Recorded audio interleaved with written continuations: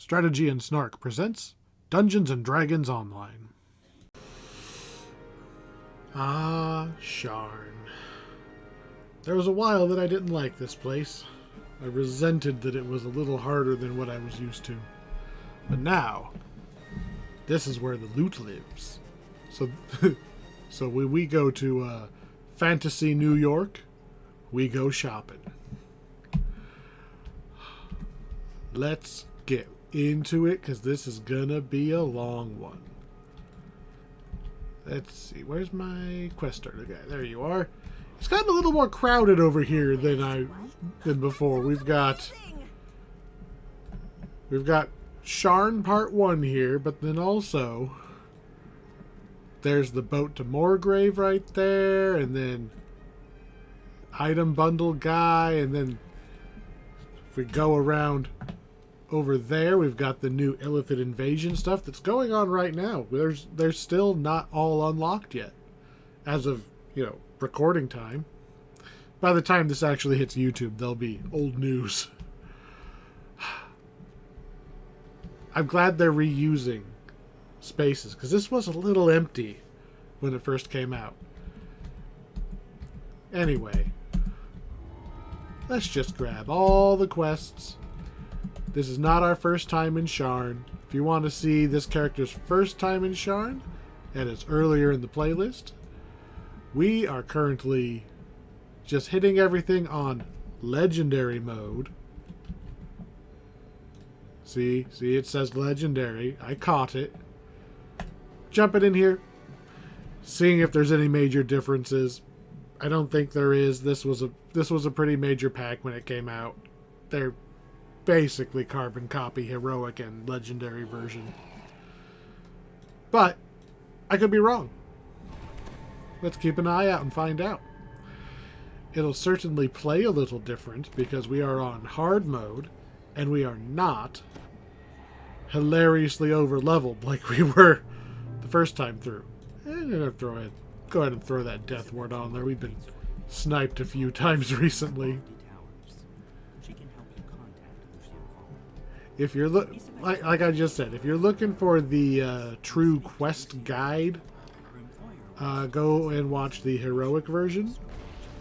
This is going to be more of a really crappy speed run, because we are trying to get through every single quest in this. Oh God, what did they call it? This is one of those packs that is not free. Even if you're a subscriber. Even subscribers had to pay separately for this one. I forget whether they call that expansion or adventure pack, because those are arbitrary and mean the same thing. So pretend I say whichever one's right. What we're really hoping for here, is loot. We mightily struck out loot-wise in Ravenloft and Feywild. So we still pretty much just have our level 5 Feywild gear. And, the other small handful of things that we got as we've leveled. And I would really, really like just a couple. It doesn't have to be a full set. Just give me some new stuff to wear. Let me raise these stats a little bit. We got our new weapon. Ravenloft gave us that. It was free and guaranteed, but that's the point. That's why we went to Ravenloft first at this level range. Stop moving. Nice one. Oh, it was on cooldown. I was like, why didn't I attack? I'd really like some gear. I've done these quests quite a few times, so I know which way I'm going.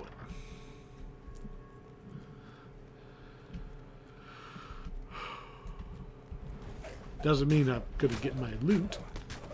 Let's see, off the top of my head, I know this quest does drop some cool items. I don't think they're best in slot anymore. Because that's the trick, right? So Sharn is level 30 32 officially. The new Vecna stuff is 33, 34. Isle of Dread is 33. The brand new thing they're putting out is 34. So there's a chance that the Sharn stuff is going to be slightly power crept. Because I don't pay that much attention to the top end builds.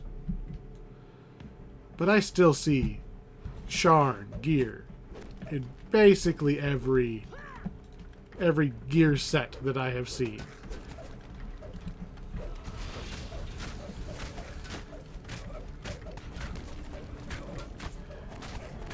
And the Sharn gear, with small exceptions, does not take much in the way of crafting. And I don't really like to craft. There's one item that's almost nothing but crafting. And I want to say the rings. The rings in Sharn have a crafting component where you get to basically just pick one of the stats. But most of it is just, here's a big thing. Go wear it. With some of the best set bonuses we've seen. The one that I see most often, that there's no way we're going to get. We're not even going to see a piece of it. Is the part of the family set. The biggest thing is it has fortification bypass specifically. Like additional stacking fortification bypass that lets you critical more often against tough mobs. That's a big one. And the items that you wear to get the set bonus are also good. They do what you want them to do. Really? I'm gonna kill your dinosaur. How'd that make you feel?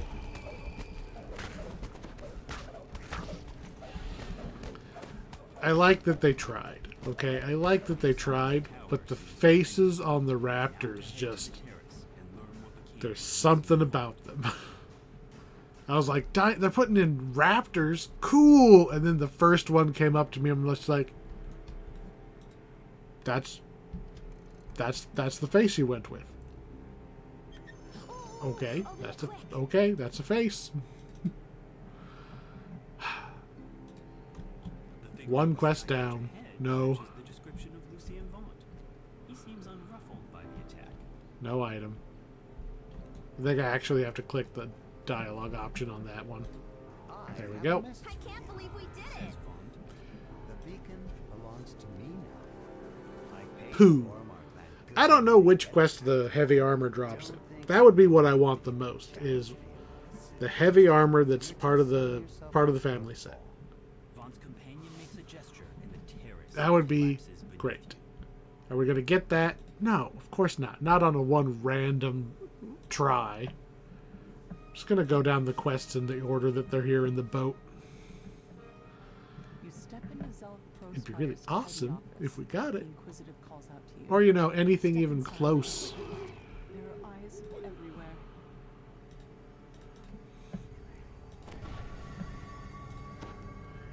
I kind of remember which quests I farmed, and I feel like I farmed the first quest for my monk. Like, I think that the robe / outfit is what's in the first quest.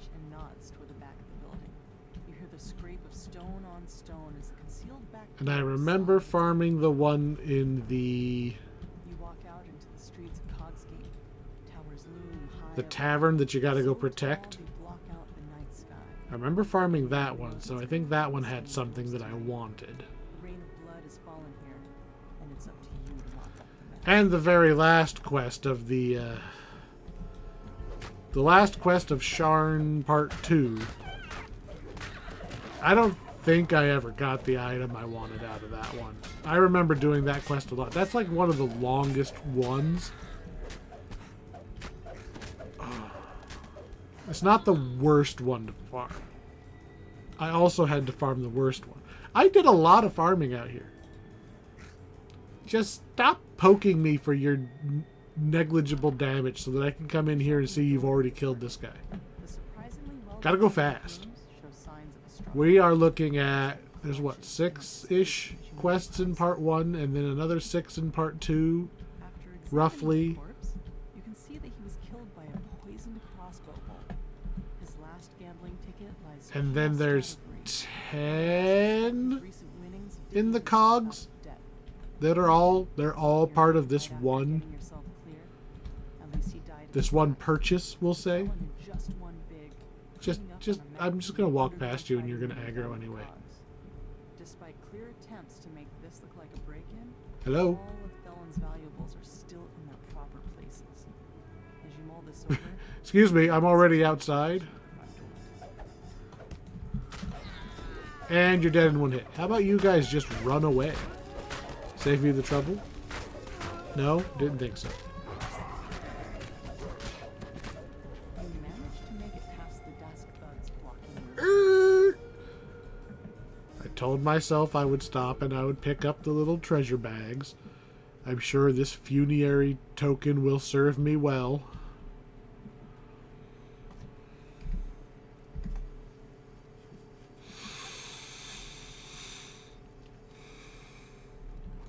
Oh, rubble. I picked up the rubble. I get in internet trouble if I don't pick up the collectibles. Never going to use them, but it's like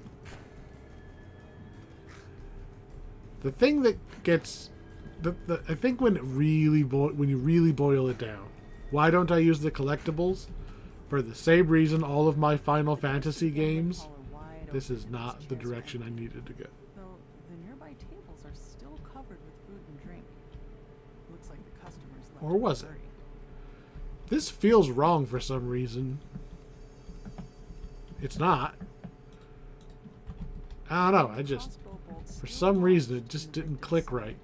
You also notice several gashes on her palms.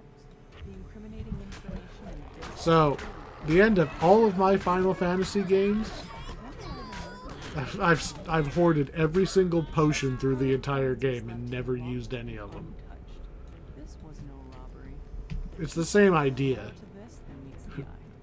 I mean, I saw a meme about it just earlier today. Murders than answers. Game says, here's a potion, here's a resource that you should be a little bit careful about so you don't just squander it. Desk thugs. And the player's like, great, put it in backpack, never use it. The way you came. You've learned all you can about Ever, this under any circumstances. If you have to use a potion, reload. You might need that potion later. I'm so guilty of that. There are... I have played Baldur's Gate 3. I've started that game 5 times, and I've cleared it twice. Remember, my computer was gone for 2 months. Had to do something.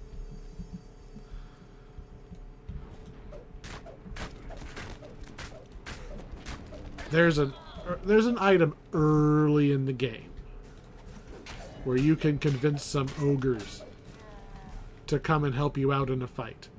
And they're like, hey, we're only going to do this once. And I'm like, great, I will save this for my time of greatest need. pawn shop is unlocked. Yes, I have CVS still price. never once, Inside, ever, shopkeeper's body lies ever used that item. the other casket. Not even just to see it work. A different body, but the same song. A crossbow I bolt always with get it. poison, and a palm covered in slashes. Yet this time a And new have not once used it. I will only use renewable resources. I will use jump potions, right? We got these jump potions down here. Because I can go buy more at will. I will never use mana potions. Because I cannot just refill them at will. So I will never use them. I threw away so many mana potions the last time I cleared out my character inventories. I have like 30 characters across both accounts here. It's a lot of banks to go through. And I had stacks and stacks and stacks The face you remember from your recent of, adventures. I think they're called potions of mnemonic enhancement is what DDO calls them. They're spell point potions. I never use them. Ever. They just took up space for years. Literal years. So I ditched them. About half of them I just threw away because they were like really low level ones and nobody was going to want them. And then I threw the decent ones, the slightly higher level ones, just threw them all on the auction house for peanuts. Just like, hey, whoever happens to be searching for mana potions, you get a giant stack of them for basically free today. Just, and they all sold. I think maybe one, like the lowest level stack that I had posted didn't sell maybe because it was a little too low level for anyone to care. But the vast majority of them sold. So somebody out there got to use them instead of them sitting in my inventory just going bad. And that is honestly what's going to happen to all the collectibles I pick up. Someday I'm going to get annoyed at how many inventory spaces I could get back. And I'm just going to yeet them all onto the auction house.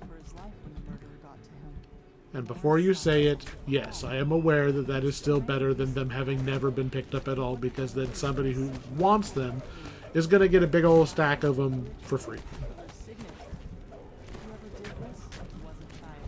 I get it. I just don't like the inventory management part. The inventory management takes so long. So I'm so bad at keeping up on it. And they know. The devs know. There's a reason that there's like 70 something storage upgrades available in the store.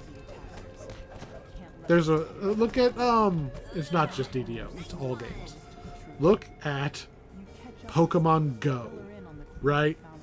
I betcha that their best seller is either Pokemon storage increase or item storage increase. It's gonna be one of those two things is the thing that has sold the most. I don't think there's any way it's anything else.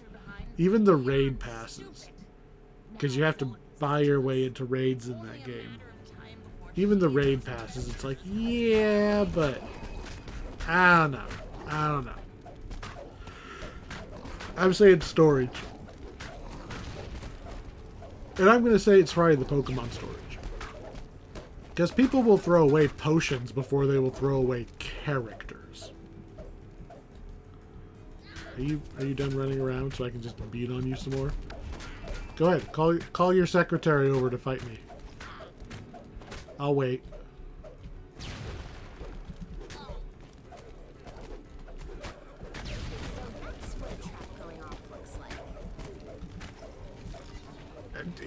He's just bouncing around like a rubber ball. Does that help? You're not Luffy from One Piece. You're not actually gonna bounce away and not take damage. Alright. I'm gonna rub the chest for luck. And nothing.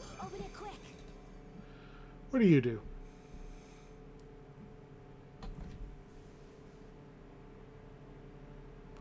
We want this. So, on my paladin that I started actually gearing out, and he has kind of all but one item, I really want this set bonus for filigree. This is what I'm aiming for. If I get 2 of these filigree, it's 5 healing amp. Whatever. You know, it's all going to be little bonuses, right? 3 pieces, 5 melee and ranged power. That is so much. It's the same number, right? It's the same number. but you don't get melee and ranged power from as many things. It's not like you can just walk up and like pick up a belt of plus 200 melee power. I can get 50 something healing amp on a basic item, on a random gen item sometimes. You're not 5 stacking melee and ranged power? Yes, please. 2% double strike? Sure, I'll take it. It's a nice little bonus. But then the 5 part. When you activate Smite Evil, you gain plus 5 melee power, plus 1 religious lore for each religious lore you have. What? How many religious lore do we have? Doop doop doop. We get that as Paladin. Where are you? Acquired 20 times. You get one for every level. So every time I push this button, we get an additional 25 melee power. Methinks I want that. I was excited about 5. As I hold up not enough fingers. 5.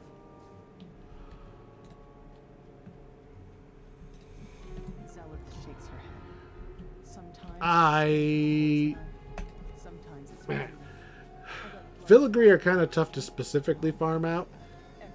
I think I mentioned this in the Ravenloft video, but kind of the best way to get filigree is to be in a guild and say, hey, does anybody have spares? Because you get them at random, and most people aren't going to want all of them, and I bet you somebody's got some random paladin ones laying around. Best laid I think that's the last quest, isn't it? No. Oh, now that I've read that filigree again, I really want that. At a very, very basic level, 1 melee power is a plus 1% to your damage. At a very basic level. Once you pass 100%, the math changes a little bit. It's depreciating returns. That doesn't sound like the right phrase, but you need more to get the same boost. It's not like 200 melee power is not 200% damage. It's like 180. Like it goes. You don't get as much as you add more. Diminishing returns. That's what I was trying to think of. It is, as I fall off the thing, diminishing returns. But still, how much melee power are we at right now? That doesn't tell me. How about this one? We're at 182. So that filigree thing, if we maxed out the filigree in our weapon and we did that set bonus thing every time we smite, we get a 1 minute buff of plus 30.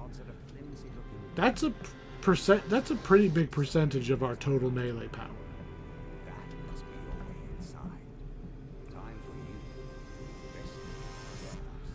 We need to break some containers. We need to... Excuse me, would you mind holding still so I can smite you?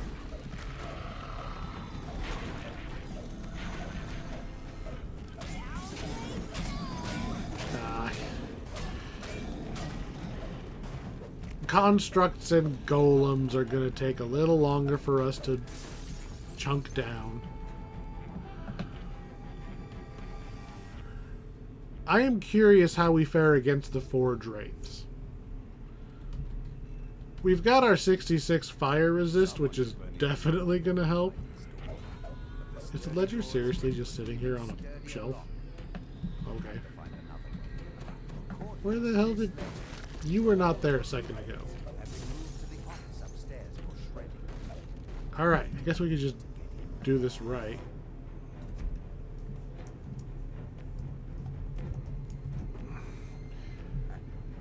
Blue X. It's right there. we need the blue X.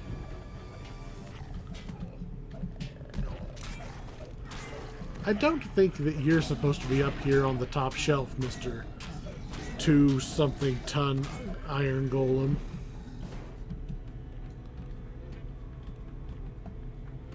Yeah, we're gonna go in here.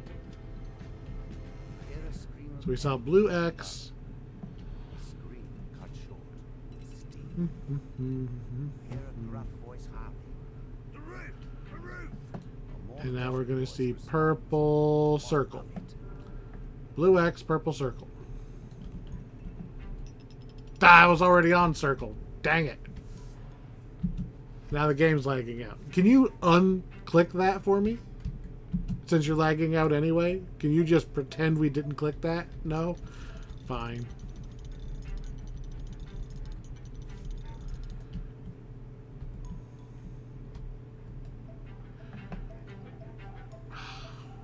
Typical. Blue X and orange triangle. You only really need 2 of them, because then you can just spin the other one as fast as you can and it'll open the door. Aha! Caught red-handed. Of course, everybody assumes I did it, and they're going to come try to kill me. So as usual, we're going to run away. We do all of the fighting up in this section up here. Because I don't know if they fixed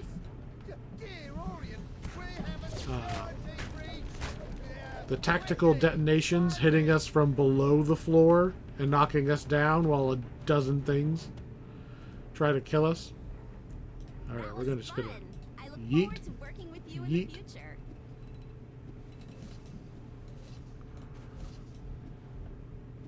I'm just trying to get their attention so they come to me.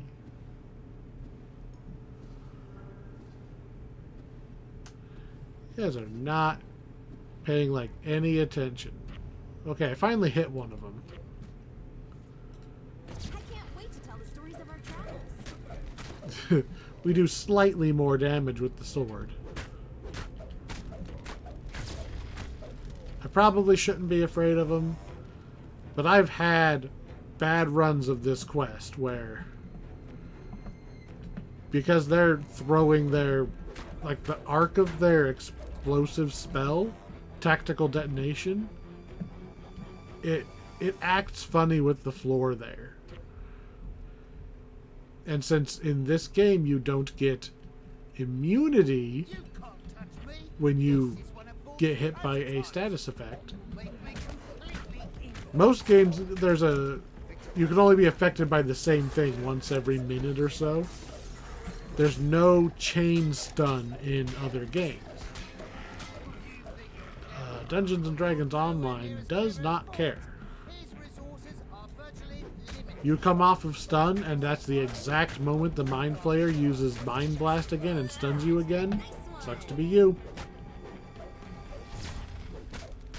We seem to be saving okay against these, so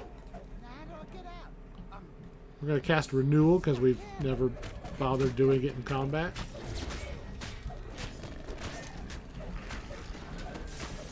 Seems pretty good.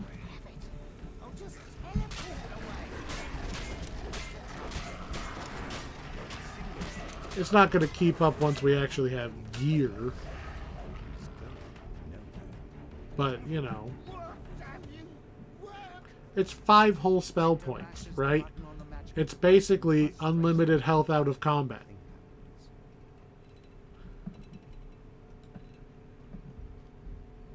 Are you done throwing mooks at me?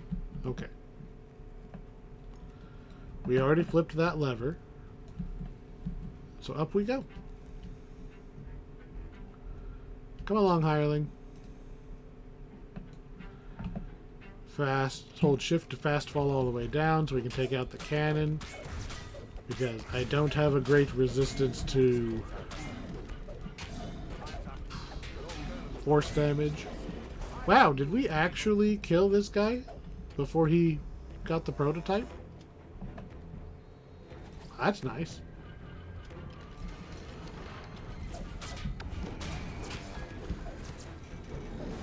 Oh, Oh, we did. We got another crit. Okay. I guess... No, no. I'm picking this up.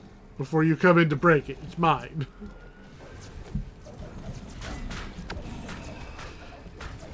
I'm not super worried about forgewraiths because they're undead, so we do a bunch of extra damage to them. But I do want to see how much extra damage they do.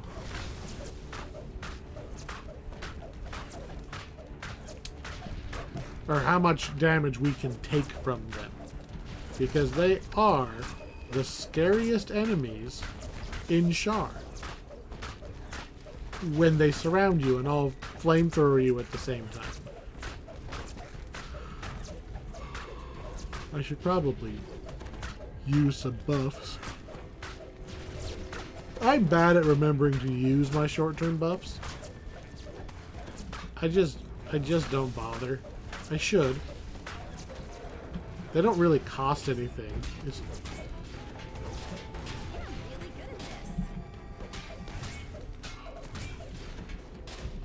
They're there for the bosses, at least. Splendid Cacophony. Double strike, positive spell power, and your bard song gives +1 attack, damage, save versus fear, and universal spell power. I don't feel like that's... Oh, and it's rare, so we get an extra 2 physical resistance rating. I feel like this should be good, and yet it doesn't excite me. It does not... I mean, my bard song being slightly better than it was before. Oh, inventory slots are full. What can I throw away? Hey, we can eat this. What are you? We can drink that, sure. I need that bag that this account doesn't have.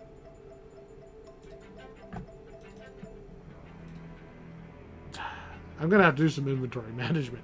Hey, look, hair dye. I've been getting a lot more hair dye lately. We have no inventory. I blame you, collectibles, even though you are in your own bag and thus immune from my criticism. How do we already have this bag full? Okay, whatever. Onward. Onward. This cannon is a psionic thrall. Okay? The cannon. The thing with... It's literally a cannon. Do we one-shot you? I didn't know I could one-shot you. I'm nowhere close to one-shotting the other one. I mean, yes, I know it was a crit. But I didn't think my crit was that close to one-shotting him. But I'll take it. If I one-shot one more, we get some bonus XP. Oh, I'm not. We are not one-shotting the psionic thrall. Sorry. That was not in the cards. Nobody goes in or out till we find them. Don't just stare there, gawking. Move. Hear the ominous hum. Gonna take the cannon out first.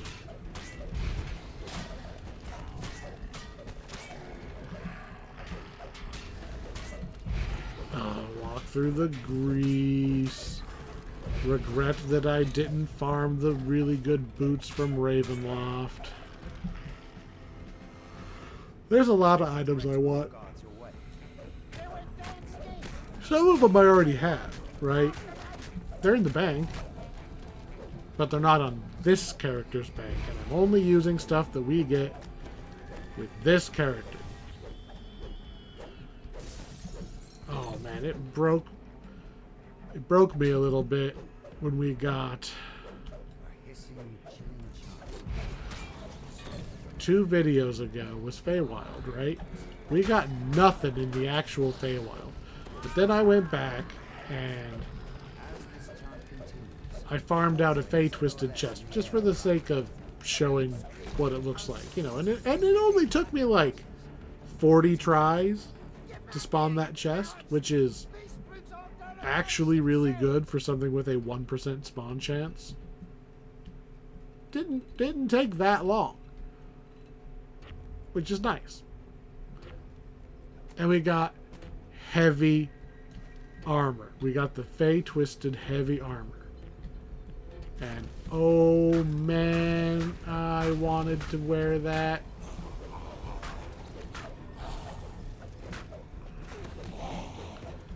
But no. No. This is not a farming playlist. This is not, hey, if you go farm all this stuff off screen, you'll be as cool as me. Everything is on screen. Let's see. I'm going to say deal just because then I can pick up.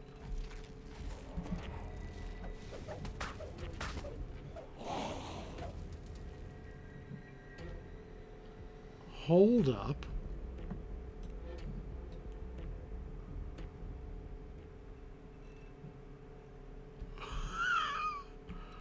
Oops.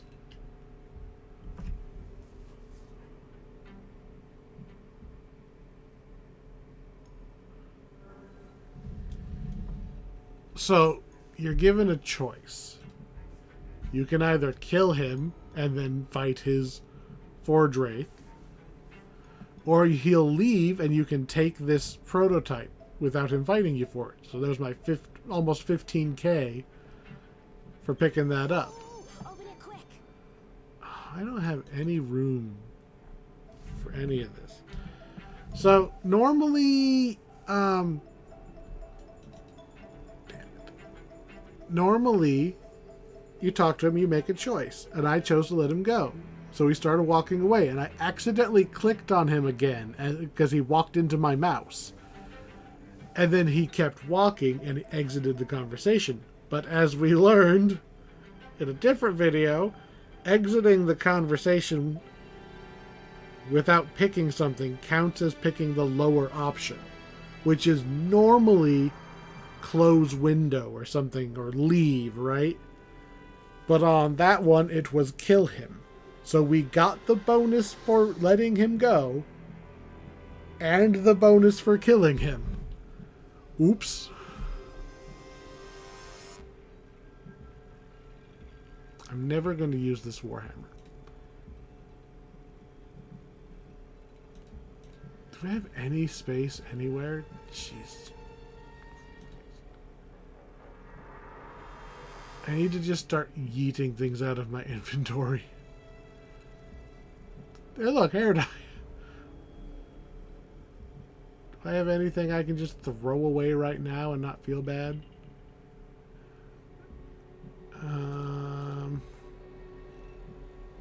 What do you do? Self-resurrection? Bound to account? Don't feel like I'm ever going to use that, but it is 15,000 platinum, even though I don't care about platinum. Ah! Go away, Iron Defender rivets. I don't care about you. Alright, let's see if I can force some... Oop, wrong one. Force us a little inventory space. Fey Crystal Warhammer thingy we're never going to use. Nom? More, please. Nom. The more we do that, the better it is for both of us. Pharaoh Crystal Warhammer. Goodbye. Queen Scepter. Goodbye. Sickle. Goodbye. Longsword. Goodbye. I'm not going to miss any of those because you can buy them using the chunks of Pharaoh Crystal. So when a character actually cares about one, if they really want one, I'll just use the Pharaoh Crystals to buy the specific one. Can I eat these? Because this is kind of bad for this character. Nom? So, we have crossed 2000 XP. Now we have a second filigree slot. I could just slot that paladin one right in there, but I think I might be selfish and save that for my other paladin, who I think hasn't actually got 5 of them yet. What else we got? +1 dex? Meh. +1 con. Oh, and just 3 melee power to begin with. Okay.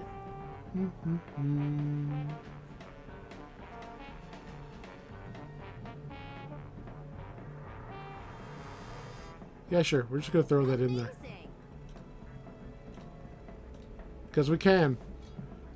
Stop trying to finish every game with all of the potions in the game still in your inventory for once. I don't suppose that gives us an even con. No. But hey, it's 3 melee power we didn't have before and like 4 more inventory spots. Good enough. Back in. Let's see. Same old song. I know I farmed this one out. Not that I remember why.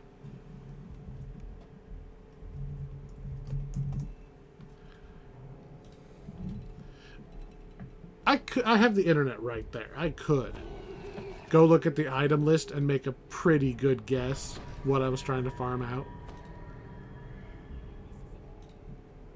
But maybe we will finish a quest and get a named item. And we'll take a look at it and we'll be like, oh man, what an amazing item. Obviously this was the thing you were looking for. And I will say yes. We're what, 0-3 for named items so far?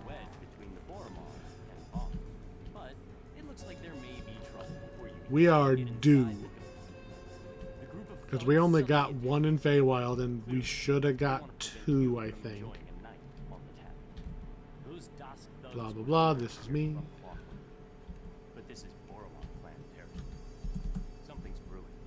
Now we do a lap of the tavern. But yeah, I feel like we should have got another item in Feywild.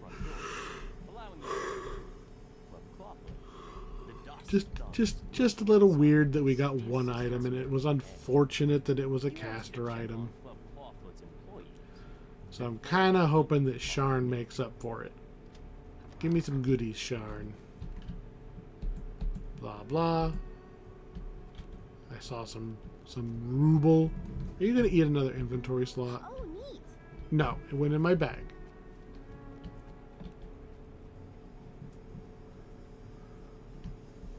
Too soon.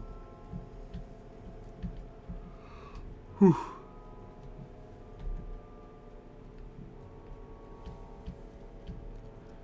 We gotta go say, yep, everything's still here.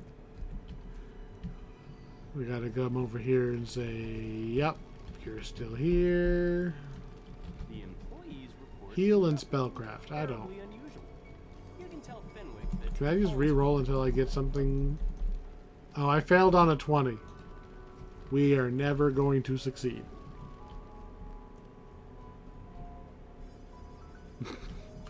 That's how bad I am. I'm such a paladin. I'm such a paladin. Even with maximum luck, I would not be able to identify what was wrong with that alcohol. He's just pulling them out like, poison? Poison? Poison? Fenwick is relieved to hear that the club is safe and secure. He gives you permission to approach Regina. Blah, blah, blah, blah, blah, blah, blah. A piercing alarm. Bad guys. Regina turns to you in surprise. And bad girl, I guess, since that harpy is It must be an attack. Quick! prominently presenting as female, we'll say.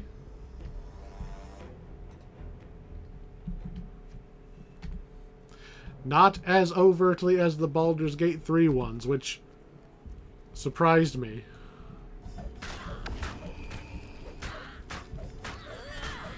Are there... Okay, so... Harpies have prominent breasts. But... aren't they mostly like bird? Aren't they more bird than person? That's the whole point, right? Because if they were more person than bird, they'd be Aarakocra. Or at least maybe not as cannibalistic, right? They lean monster. So they're more bird. But if they're more bird, Isn't this the best part of adventuring? doesn't that mean that they would lay eggs? Not do the whole live birth mammal thing? And thus don't need the boobs? This one's pretty flat. Maybe this is the rare male harpy.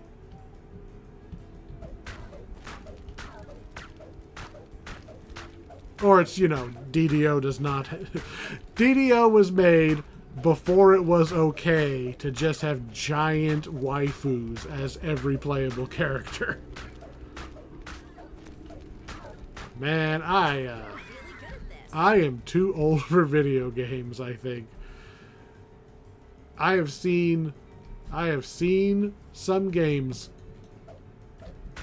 and I'm just like, I would never have been allowed to play that game when I was little. My parents wouldn't let me play Dark Age of Camelot because it was too scary. I don't know anything about that. So, I mean, there's other reasons, right? It's an MMO. We were young. That's a legitimate concern. But it was also, like, part of it was they didn't want us interacting with older people and stuff. We weren't old enough. Man, that game is basically you take some old school action figures and just bang them against each other. Here's combat in Dark Age of Camelot.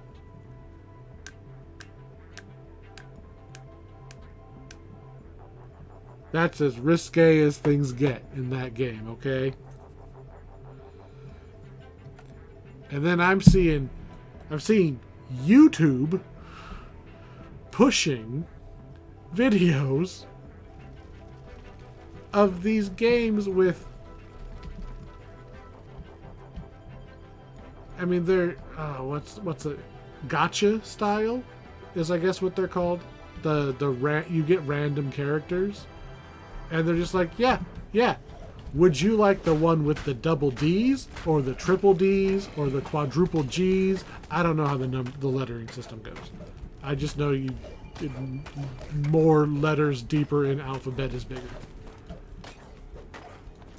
I'm just like, this is very prominently being aimed at like 12-year-old boys. But how are they making money if it's not like the 40-year-old boys? Just like, you gotta give credit where it's due. Minecraft, okay? You gotta put some work in if you want to sexualize Minecraft. That game feels safe to me. You want to sexualize Minecraft? That's what Roblox is. Stay off of that website. The magical alarm triggers once again. Dusk's attack on the nightclub. I thought we were supposed to do something else there, but okay.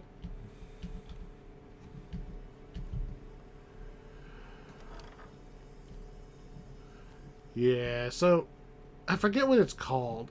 It even has like a crazy name, like, I know it's like Honk Link Star Rail or something. I don't remember.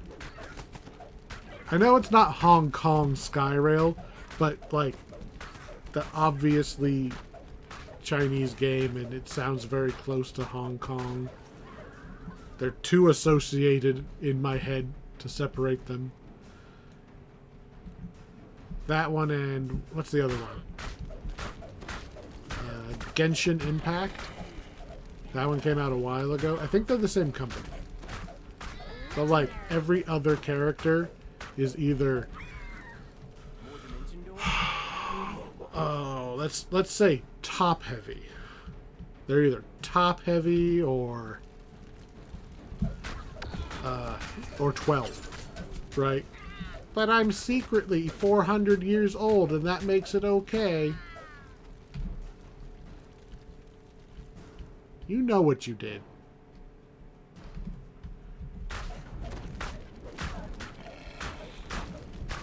apparently there's... I blame the harpies for this weird tangent we're on now.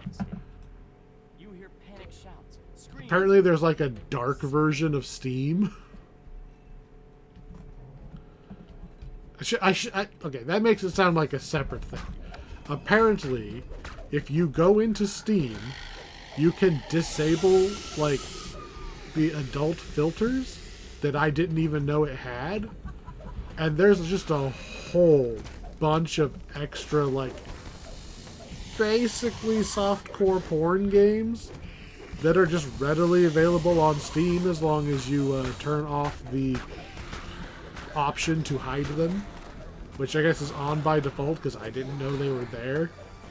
I wanted to get onto the forum for Baldur's Gate 3, but because it has nudity in it, if you enable it, you have to go and turn your settings down so that you're not blocking all that stuff, so that you can get into the forum to talk about what is otherwise a very mainstream AAA game. We're going where? To what? That sounds amazing! And Steam never looked the same again. Oh, we got an item. We got an item. Is it a good item? I don't know. Let's pick up... I have space. We're just going to pick it up so I don't accidentally, like... Okay. Minor artifact. So you're limited to only being able to wear one of those. So that's fine. We're going to wear one. Would I have picked wisdom? No. Would I have picked quality, spell, focus, mastery, and potency? We got another caster item.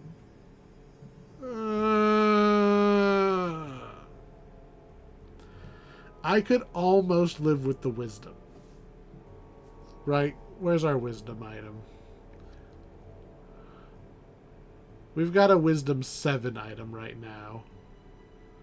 But we don't really use wisdom. We only have to have it for the sake of casting our spells. And it's bound to character because it's a minor artifact. So this one...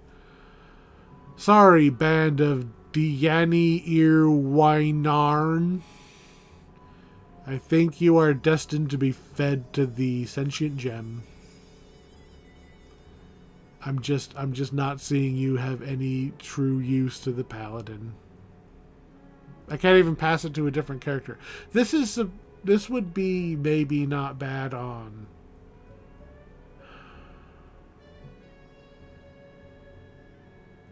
Favored Soul Cleric, a caster version of one of those. Quality Spell Focus Mastery 2 is nothing to sneeze at. That's 2 to your DCs. That makes it I guess at the tippy top.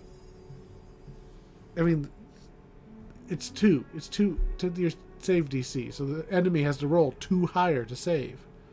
And it stacks with almost everything. That's not bad. And 14 used to be the highest your stat went. Well, after certain updates. 14 it used to be as high as it goes, but I think you can do 15 now. With the new level cap increase and the new packs. That's still really high. And I'm sure that our sentient gem will love it. How much do we get? We're at 2048. About 200 XP for our sentient gem.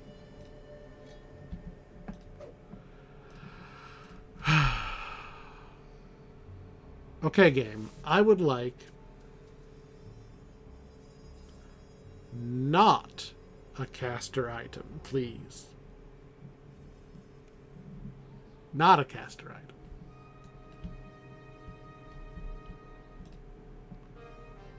Wow, are we already on the last quest here? Well, the last of part 1. Because let's...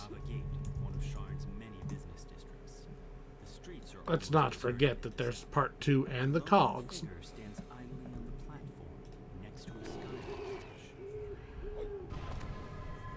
Just throw it out there that we also are not doing the intro quest. Lost at Sea, I believe it's called. That is in the episode with the rest of the free quests. Because it is not technically one of the quests you get when you buy Sharn. About time you got here. Mumbles the old man. They've already started. Get on board quick. What? And I'll ferry you up to their window. I walked straight onto the boat. Okay? The hireling walked straight over there, hopped that fence, and fell to his death. I mean, he auto-teleported back to us. But still, he had to hop the freaking safety fence. It's like, I see a ramp. Ugh. Yes, well, I prefer audacity. I admit that subtlety has allowed the Aurum to do as they please So a long time ago, for many years. I was wondering, To offer your organization cannot do harpies lay eggs? What That was- cannot be ignored are those Zendrick bloodhounds sniffing at your heels. That was all I was at. So, Not for long, my friend. Allow me to demonstrate. Isabel, they have nests. please come in. I remember harpy nests. I feel like they lay eggs, right? Invited our mutual friends from They've got the nest. They're supposed to be more bird than human. They gotta lay eggs. I mean, we're in cutscene mode right now, right? Oh, do harpies lay eggs?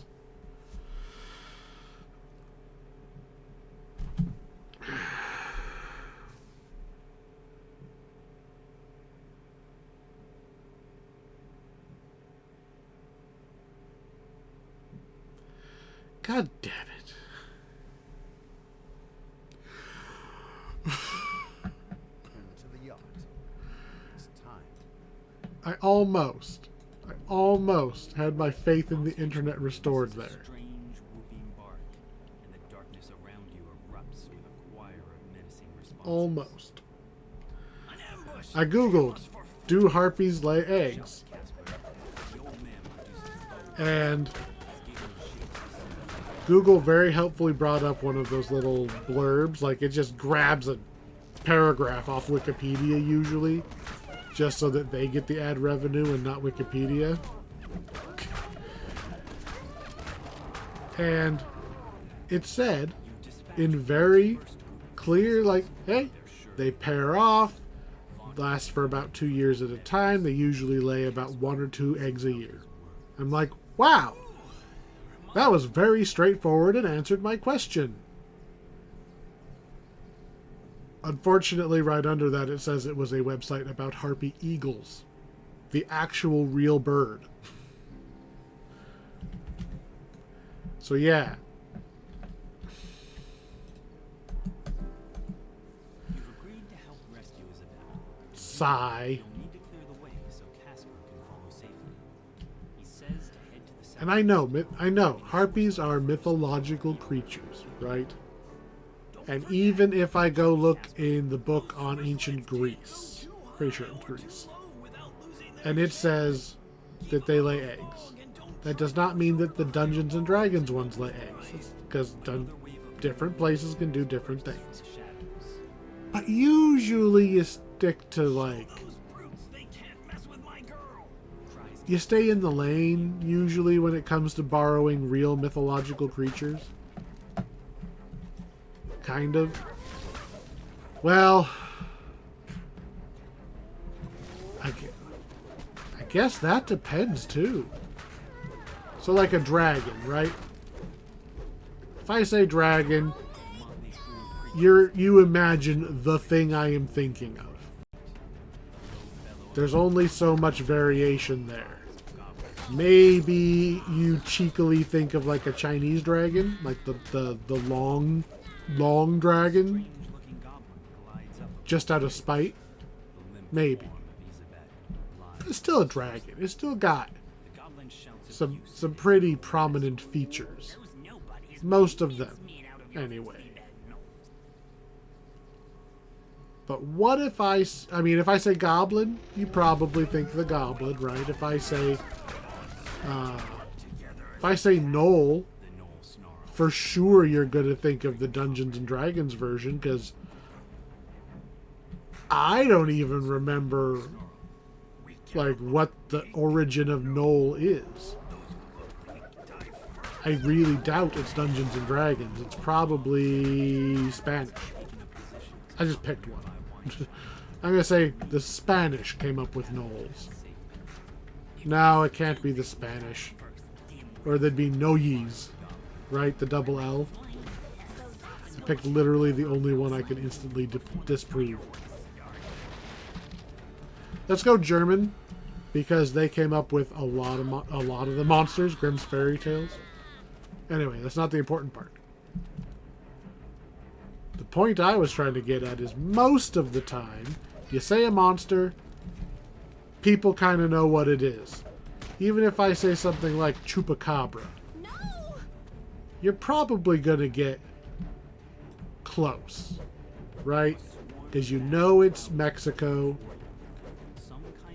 and you're probably going to imagine something in the ballpark of like a coyote, which is kind of the ballpark of what caused the stories and all that.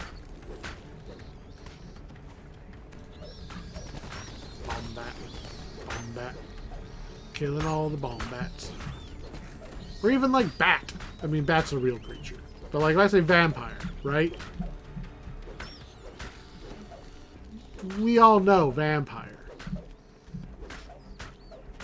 Which makes you think that we would know.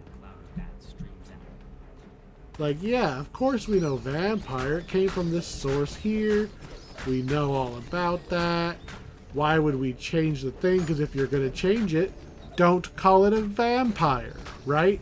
If I'm just, to pick a obviously bad example, if I design a creature and that creature is a werewolf, okay, what we would just call a werewolf, and I just decide to call it a vampire, that's just me being a dick, right?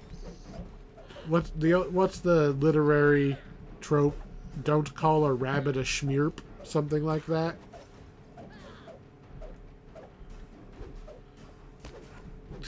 That small boss is so small I couldn't hit him. So yeah, if you're just call a hammer, right?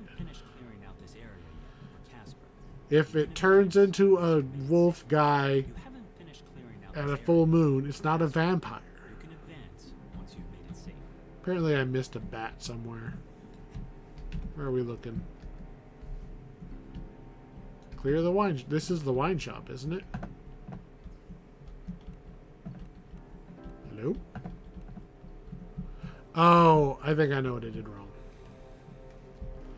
We went in the building, but I don't think I cleared the guys who were on the building. I think we did that last time, too. There's probably a goblin hanging out on the roof.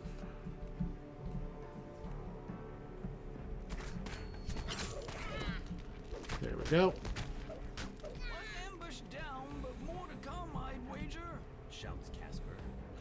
We're going to lose our source sled here pretty soon, so... Anyway. I bring all this up, right? Call a vampire a vampire. You don't call a werewolf a vampire.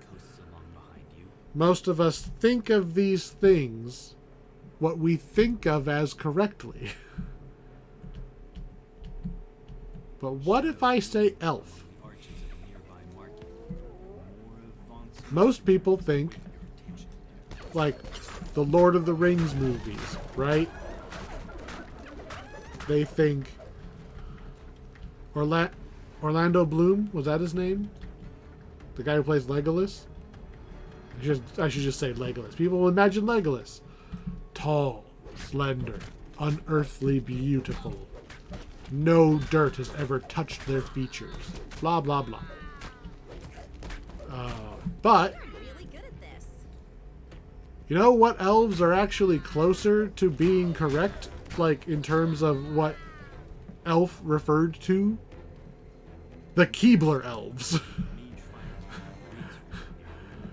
That's closer to what elf was.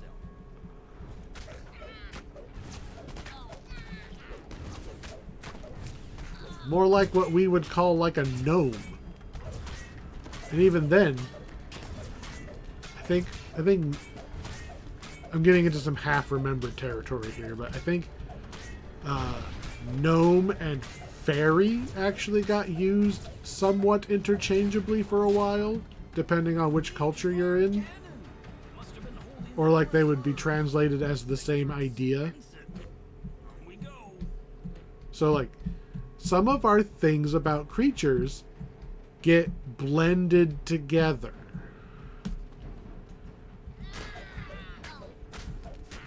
Another really obvious one to me is homunculus.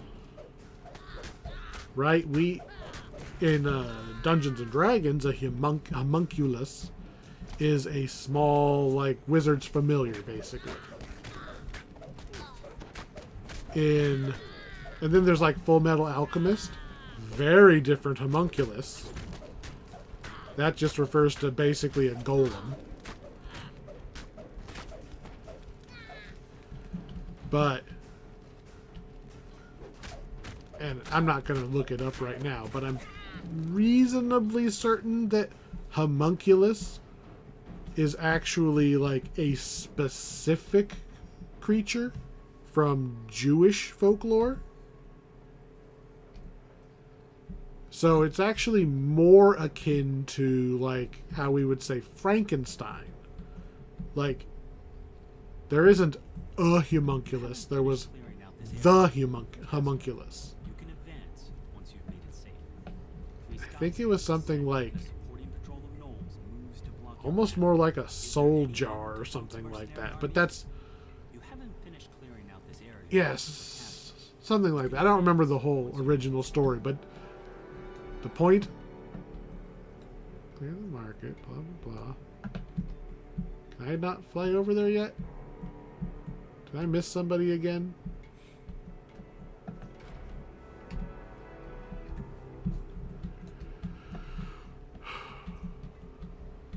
But yeah, homunculus is hugely different from any of the actual ways that we use homunculus. Simulacrum, similar. That one's less used, but the D&D simulacrum.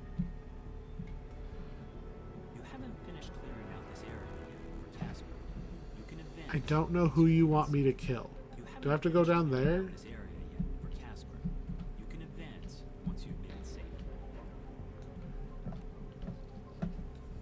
Because I thought this was just the restaurant. An iron defender prowls this door. Get rid of it.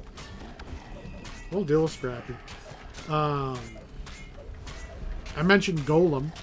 Golem is very different. I want to say Golem was another one of those. Not intended to refer to a race, a group of something.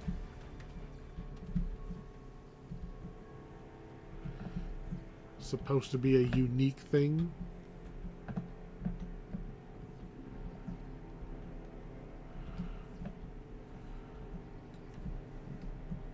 Alright, so he's right here.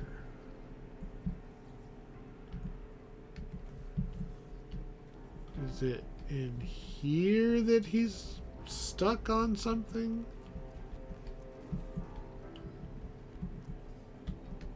It can't be any further back. Although, this is making me wonder right here. Oh, I see it. I see it on the map. Okay, well, I'm going to call bullshit on this. He already passed this enemy. He already passed it.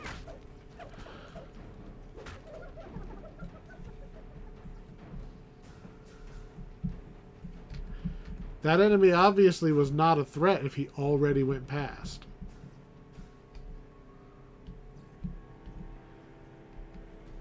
Whatever.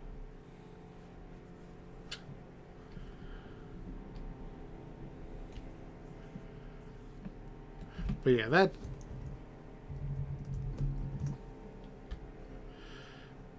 It's always weird to me when you hear a D&D creature word like homunculus in like some other context, which is arguably the correct context. Yeah, we're taking a little too much damage, a little too fast there. I don't want to die hovering over nothing. We're gonna come over here where the hireling can cast Cure on us. Guess I could cast my own Cure. Just, that's a lot of psionic thralls all in one spot. Let's reduce their numbers. I think they get stronger the longer they're out, too, so we don't want to stall. Seriously, all 3 cannons are psionic thralls. Alright, 1 down. Archer out. Let's get these clowns out of the way because they can kill them faster. No, except that guy's also a thrall.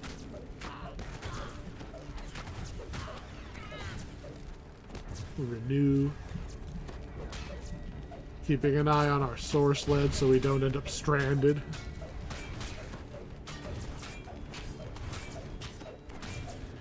Alright, 2 down. Now it should be pretty easy to take this last one out. Reduce the extra sources of damage.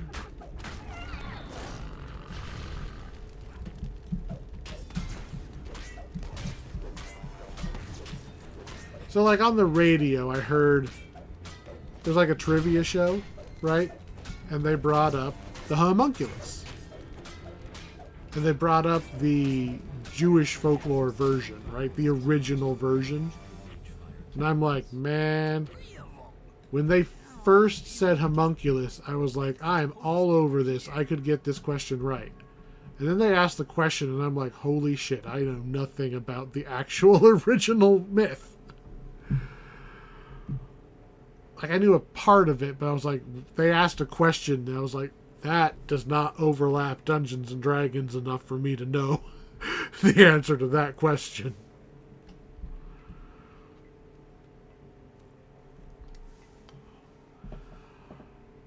Because there's a lot of cool words out there. And Dungeons and Dragons, very much in the American style, stole everything that wasn't nailed down. I mean, some of it, like, is obvious, right? So, our source sled gave out, and we're too short. Yeah. Good enough.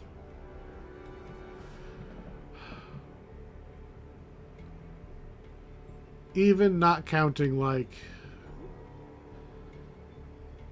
the books that they kind of recently have gotten in trouble for, like the old Oriental Adventures or Adventures in the Orient, or however they worded it. You're not allowed to call something Orient anymore. It's apparently a rude way to refer to Asia. I think it's a cool sounding word, but whatever. I think it would be just as funny to call refer to Britain as the Occident, because that's the opposite, Oriental and Occidental. Just go to Britain and refer to it as the Occident. See if anyone understands.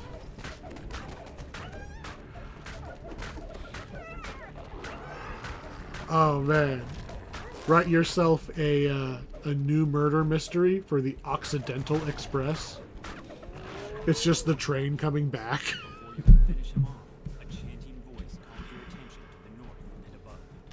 All 3 people who would get that joke. That's how Futurama writes their jokes. They're like, yeah, as long as somebody laughs. That went about how I expected. But anyway, Great big bounty, no losing my train of thought there. payback on the side. I'm all ready for you. Yeah, so D&D just kind of borrows heavily from all the other cultures. Most obviously, German. Can you imagine? Not just Dungeons and Dragons, but games in general without the grim fairy tales? Like, that's where so much of our stuff comes from. And then, like, yeah, we've got some of the... It's hard for me to tell what was British, because British is kind of the default starting point for American lore. But I feel like mermaids and stuff, all of, like, the sea creatures, right? Britain was a big naval power. So a lot of our sea creature mythology is either British or Greek. I had to throw Greece in there because of the Odyssey. Did you just refill half your health because I hit you too hard? Poor little baby goblin. Doesn't want to play fair. Whatever. So we've got... I'm gonna say mermaid in like the Little Mermaid style was probably Britain, because I think the Greek version was the siren, and so the idea of the we'll say the waifu version of the siren would be the mermaid. That was probably Britain. So that's what a trap going off looks like.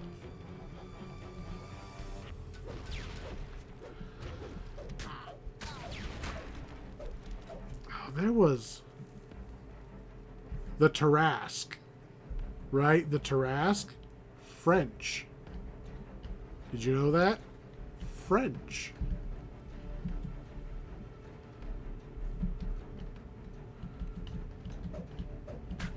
Just, and then of course Lewis Carroll, right? Alice in Wonderland. That's where your Jabberwocky, your Bandersnatch, your Vorpal Sword.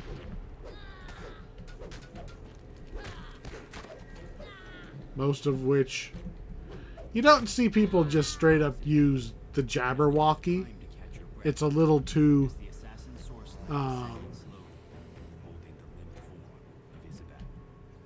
it's a little too much of almost a proper noun at this point.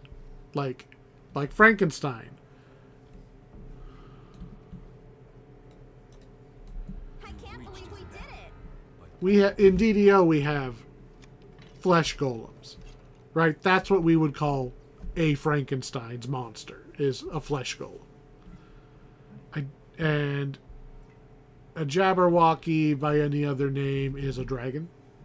Most of the time. What about Bandersnatch? I think even Magic the Gathering had a Bandersnatch card.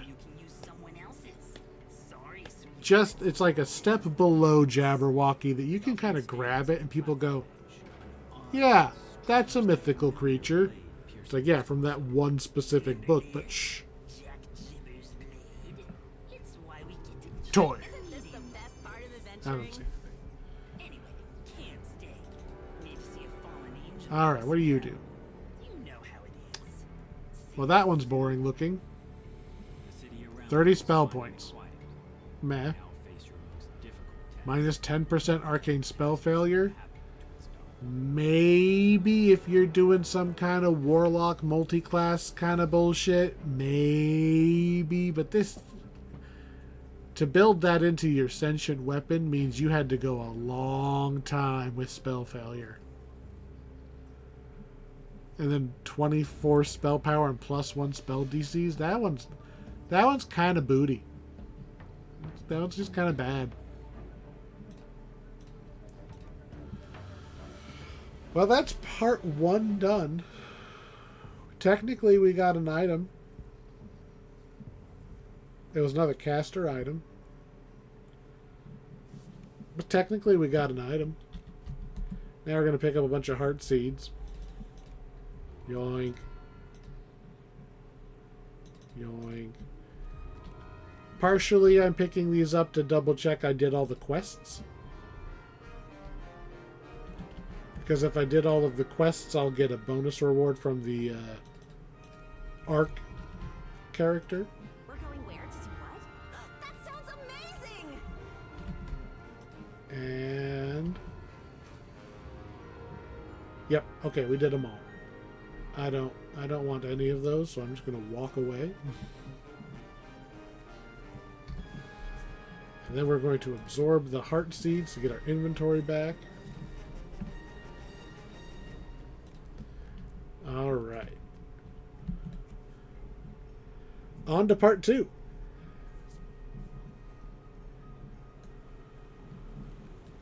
Hopefully we have some better luck with the items. Anyway, I'm going to take a break, and we'll be right back with part 2. Boom, and back. So, I did a little bit of inventory management, so we have a few more slots open. Maybe that will encourage the game to give us some actual loot that we can use. Alright, so again, I'm just grabbing all the quests so we don't have to run back and forth. Not that it's particularly far. I think that's low-key one of my favorite things about Sharn, is that all the quests are just like one door. Doop, doop, doop. No dashing around, other than the cogs. But the cogs have their own little bonus. Alright. I don't think I farmed this quest as much. So I'm not as hopeful for getting a good item here. Either that or I got the item I wanted first try. It's always possible that I just didn't have to farm it. We'll find out. We'll find out. In we go. Gotta go fast. But not too fast, because I have totally forgotten to actually talk to these guys before. And had to walk all the way back from... Because you can get all the way to the boss of the quest, loot the chest, and stand there, and it'll still say recall, because you forgot to actually talk to the guy. Well, 2 of them went down in our opening swing. These guys are delightfully squishy. I am... Well, that was 2 critical hits, but still. I recall doing heroic Sharn. Not just in this playthrough, but kind of in general. And kind of takes a little while to kill things. So, outside of the champions, things falling down quick, I like it. And sure, I could go and farm out gear, and then everything would fall down faster if we actually geared up. But I do think that there's a line, right? We currently have what's our actual charisma item? 11. It would be what, 14? If I farmed it out, I could maybe... I probably don't have a max level deadly item. So yeah, there's things we could do. But proportionally, does the gear actually push us that far? Offensively, I mean. We've already got a max level weapon. Really, it's our defenses I would like to kick up a little bit right now. I've got over 100 fortification, but like, our HP could go a lot higher. Our saves could go a lot higher. We could get some more passive bonuses. There's things that I would like. That's just an old man standing there. Whoops. Just throw a couple thousand damage on that 2 HP old man that's just standing there. Oops. Alright, we only need one more crest, and there it is. It's probably my favorite thing in this game, man. You play other games, and they don't have the quick target items thing. And like Baldur's Gate 3, like there's a button to highlight items, but only if they're on the screen, and only if the devs didn't want to hide that item, which they do. There are items that it doesn't work on. Spam Q a whole bunch, find the thing you're looking for, move on.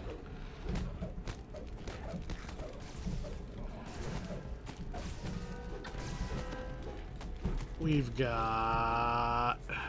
Let's see. I'd say we're halfway through this quest already. Of course, if all these archer-type enemies wouldn't split up and run away the second we aggro them. They split up like they see the boss walking by. Who's gonna catch them on their 4th coffee break. I didn't even see you there. And no one will again. They even got like... They even got the like stock robot to attack me. Or did they just bring that giant robot with them? Like, this is already quite a number of people to just be hanging out. Because they all say, like, what is it? Like, Vaunt Patrol. Vaunt doesn't own this shop, right? I don't think so. God, now I can't remember. This isn't a Vaunt storefront. This is just some place, isn't it? That a guy was laying low. Maybe it is a Vaunt place. Huh. I know that basically we need Glastic because he's the whistleblower. That's what we're here to save the whistleblower. Or at least, you know, get the notebook. The door is securely locked. You'll need a key to get in. You unlock The the door. question is...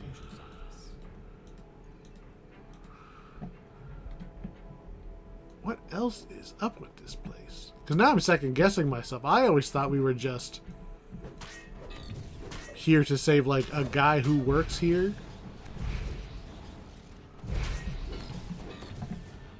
I'll have to pay more attention the next time I pick the quest up, because now I want to know. Alright, well, we are heading to the boss. Throw our couple little buffs up. Yeet that manticore into the next dimension. Watch for the ads that are going to show up any second now. There's one.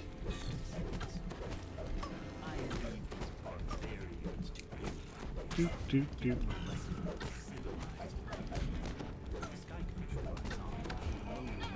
And we win. One notebook for me. I can't believe we did it. Item? Okay, well does that count as an item? A diamond of haggle plus 20. That's a good diamond. Even I gotta say that's a good diamond, because I very rarely actually take haggle on my characters. But it's one that, if you've got an open slot, yeah, plus 20 haggle gives you, like, bonus cash for basically no effort. I want to know, so I'm going to go turn this in. Alright, what was your deal? Blah, blah, blah.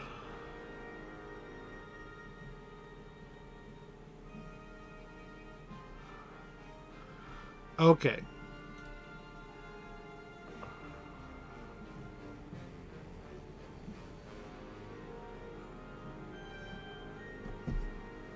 So he's basically, we're there because the whistleblower is planning on blowing the whistle in a very public place. This is basically the equivalent of Sorcerous Sundries in Baldur's Gate. It's the big store. So all the rich people shop there, plus they actually sell Vaughn's thing there, so yes. It is kind of strange that Vaughn has that many security guys hiding in the back rooms. Alright. I have done this quest so many times. This one, 100%. Blah, blah, blah, blah, blah. 100% this quest I have farmed. And it sucks. It sucks because there is a random element. Maybe I should talk to at least one of the nosy neighbors just to move the quest forward. Now it says go to the bar. Oh, you're popping up here a little early. Usually I have to get all the way down the stairs before the wraiths attack me. Interesting. Alright, alright. Get out of here.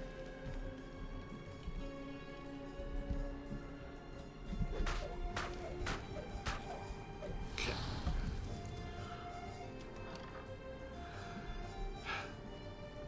This quest can be a little confusing if you don't know what you're looking for.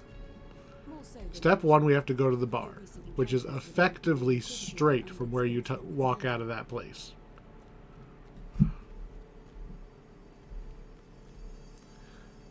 You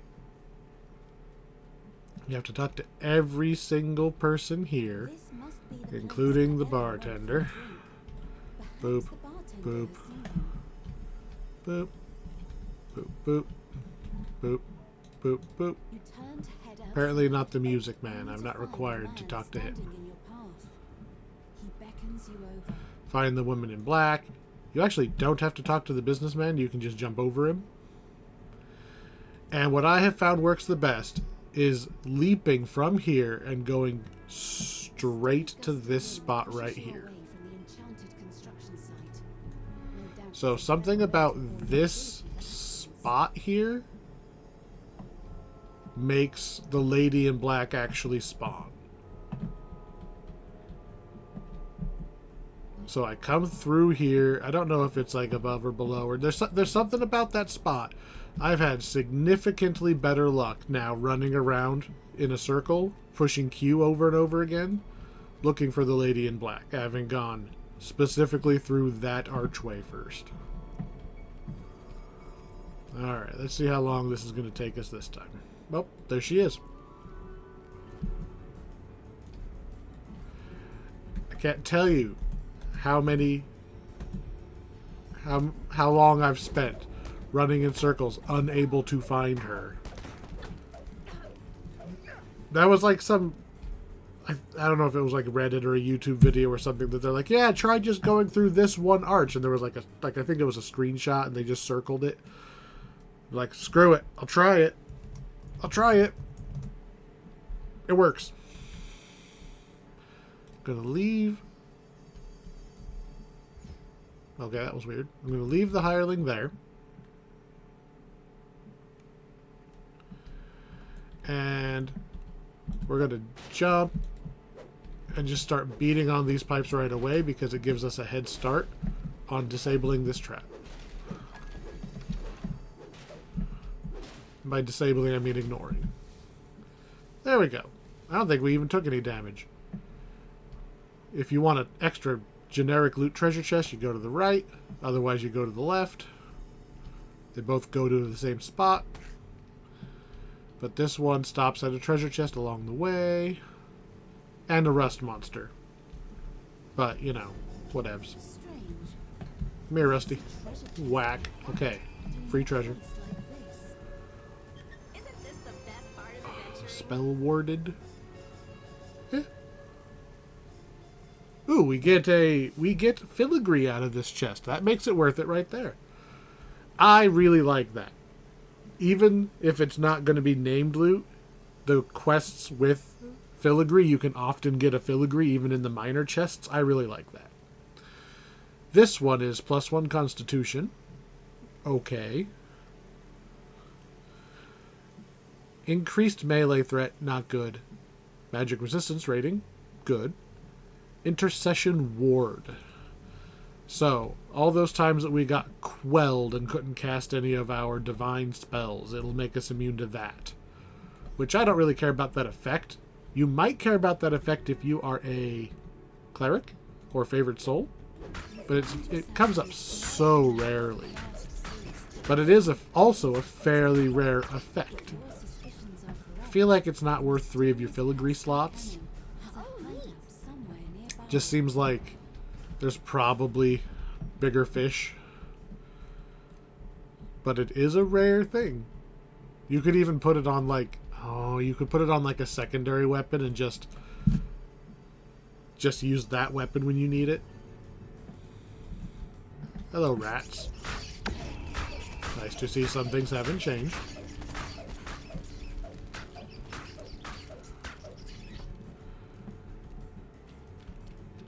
There's a lot more collectibles in this quest than we've had the last couple. Seems like every time I turn a corner, there's another one. Alright. This has gone really well so far. Let's hope that we don't screw something up. For instance, I have had... I'm going to tell you to hold still, actually. I've had my hireling fall through the world in one of these passageways. Like, he just couldn't... Because they don't actually move. They teleport hop their way down that slide. I've had him just die. Just halfway down the slide. And I'm just like, I don't know what happened. There's no enemies. Just fell through the world and I had to do the fight without my hireling at the very end of the quest. And I, in case you haven't noticed, am very lazy about keeping track of my health. I am defensive enough to give the hireling time to heal me. That is how much I care about my health.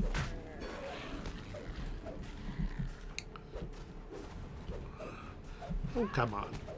Swinging a sword at you. You're like, I'm going to go throw a dagger at this other guy. I can't hit that guy because he's in water. And, of course, water makes enemies invincible. Let's try throwing something at him. Boom. Throw a bunch of these at you because it's cool looking. It actually does reasonable damage for what it is. Alright, a couple more waves of this guy and we're done here. I think we haven't got the Warforged caster yet, have we?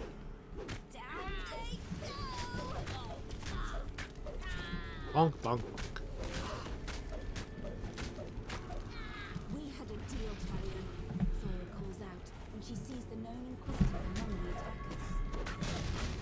We kill the halfling and we're done. The Dark Lanterns. On the one hand, they're referencing a lot of cool lore. On the other hand, we spent kind of not very long in Sharn, so it's kind of like when your friend is telling you this really cool story about this book series that he read and all these characters, and all you're hearing is like a string of nouns. It's like, Dark Lanterns, that sounds cool. Too bad we won't hear anything else about that.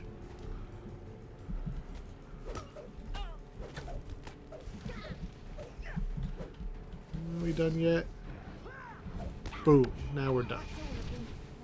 Yeah. Oh, he got the psionic thrall thing, which is actually really good for us. Blah, blah, blah.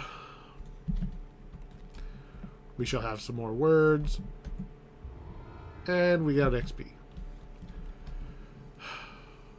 I want to say it's the necklace. from the part of the family set,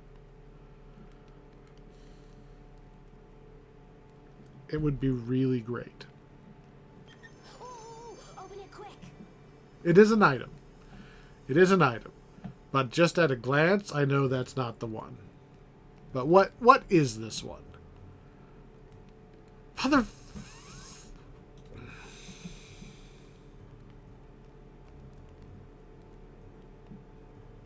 Spell lore 10... I didn't know you could get spell lore on random gen items.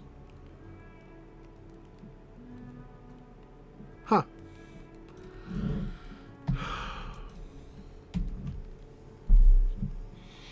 Why are we only getting caster items? It's like it thinks we're a caster paladin.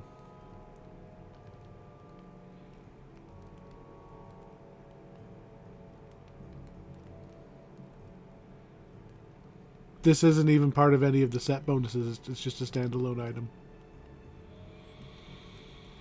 It's not garbage.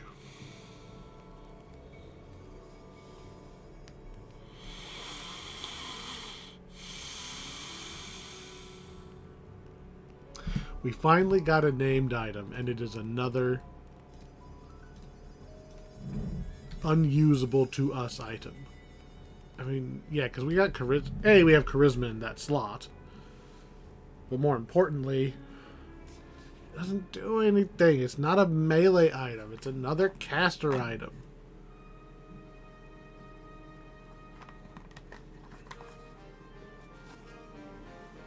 I mean, I don't have end reward based on class turned on, right? We're not getting named items based on class sub-features. It thinks I'm a cleric, maybe.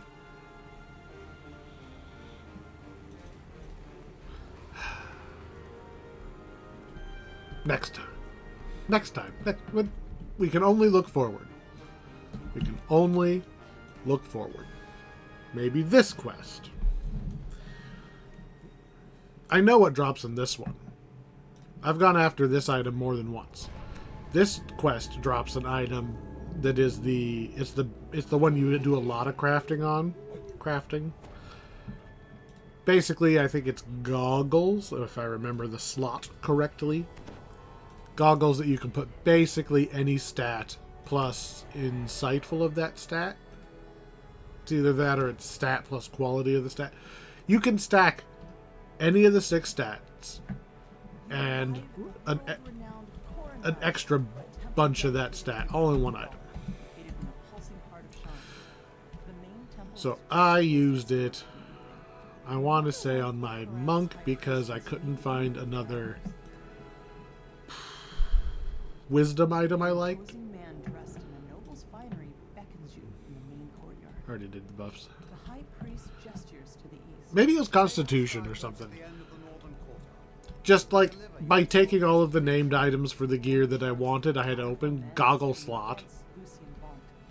And I was missing a stat because I got cooler stuff for all the other stuff. And it's like, oh, well, I could just put insert stat here onto the goggles and get a whole bunch. Okay. I know that item's good. It would not be exciting for us because it necessitates a grind. You have... That's what you use. Like these Shield Guardian gyroscopes and the Magefire cannon parts. That's what they're for. Is the handful of items in this pack that are nearly finished. So you can craft your whatever bonus you want onto them. I'm fascinated. I am fascinated that they attempted to use Fascinate on me and then immediately hit me. Like, okay.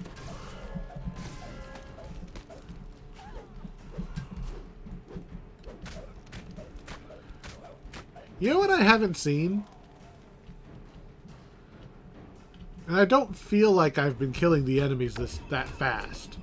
I haven't seen any of those spiders that explode. Like the trap guys usually drop the little detonating spider thing that crawls towards you and goes boom and does a bajillion damage.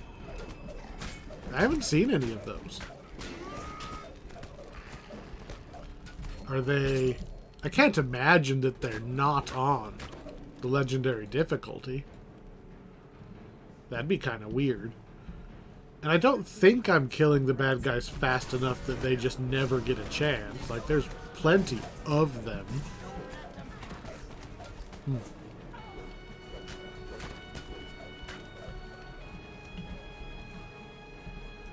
Weird. I used to see them, like, the very first quest, Sharn Welcome. It was almost guaranteed I was going to see one there. And I definitely would see some in Red Rain when we're fighting the... We're doing the PI thing in the alleyways looking for clues and stuff. I've definitely see them there normally. Alright. Many buttons to push. That one? That one? So that's what a trap going off That looks one? like. That one? Another pipe breaks, and the That one? machinery itself begins to shudder. Pulling the Alright. final lever causes the temperature in the room to freeze up as the system breaks down. We almost were walking a little too far to the left there. Like, that was pure habit to just kind of stay vaguely on the thing. I was not paying attention. That is autopilot did not fail me.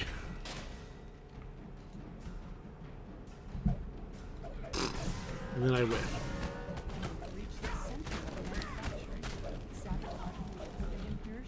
Alright, you stay here because I don't trust you not to melt yourself. We gotta start over here. Pull a bunch more levers. I pick this one. And then this one. And then this one. Which one will I pick now? The machinery loudly grinds and squeaks. It'd be nice if the hireling could, you know, help out with the pull a whole bunch of levers portion. Just so I don't have to. But alas, not only would they likely die, because they would stop in the middle of all of that to try to heal themselves every time they take damage.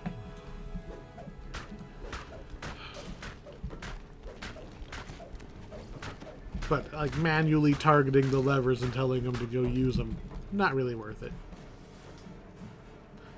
Now we run straight to the boss.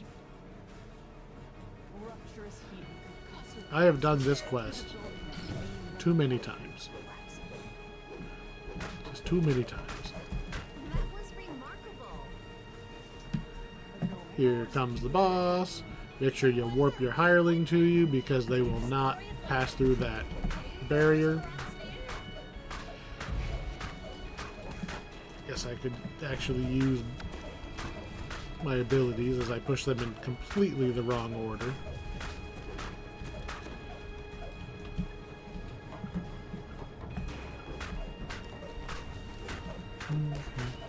Should be getting close to the ads popping in any second now.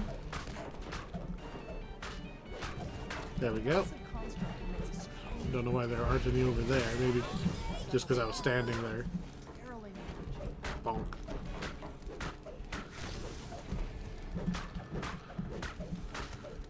Alright, and then we just beat up a robot.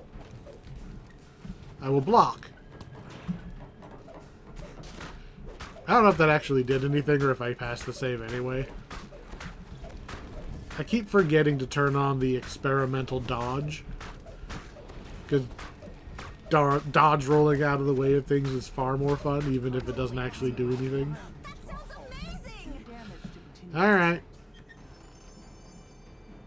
I don't see anything. So what was this? Light absorption? Negative amp. Your weapon attacks heal you for D6 negative on a hit. This would be actually pretty cool on one of those vampire builds. That's pretty cool. if you play as a Wizard Pale Master, you can go Vampire and do a little bit of lifesteal on hit. I think most people multi-class those builds because otherwise you're trying to melee as a wizard. But that's still interesting. Reach for the sky.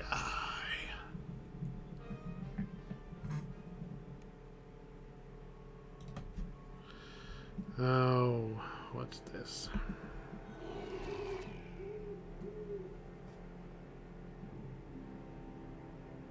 Oh. Okay.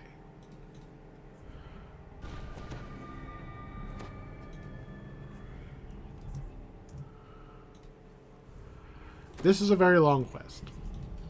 It has some good items at the end.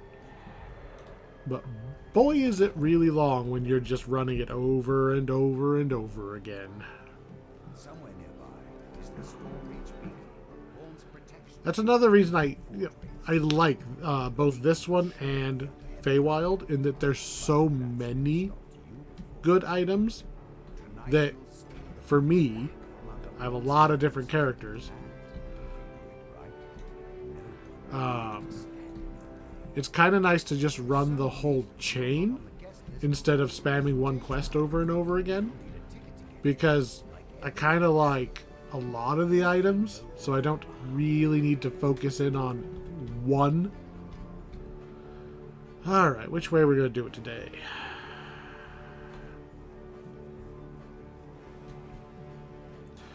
Backstage pass is faster. I really don't care about fighting a few extra bosses at the end. It is far more useful to me to not have to stop and fight every single one of these rooms as we go through.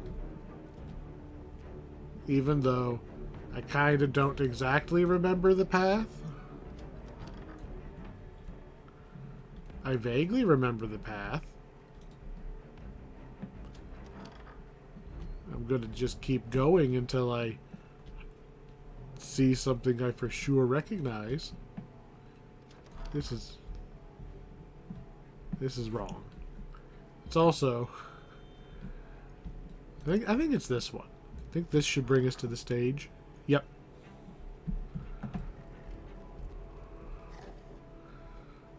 I know where I'm at now. I kind of like that they have, it actually looks like a backstage area. It's just got crates and stuff. The backside of the curtain, like, It's a fine evening here in I like.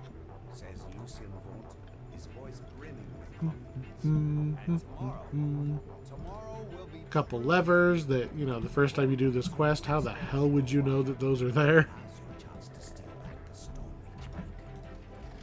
Another announcement. On behalf of Vaught, Yeah, we're gonna kill these first because they do force damage. Then the puppy. introducing Then everyone else.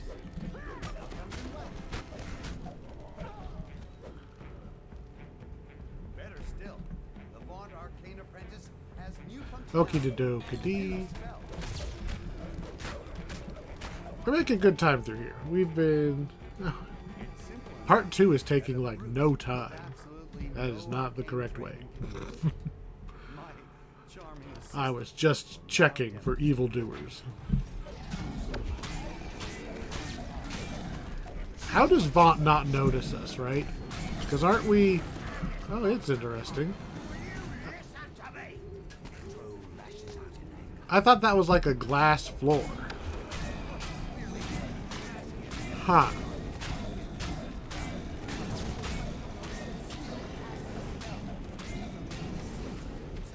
So, it must be a regular floor that breaks when I take this thing.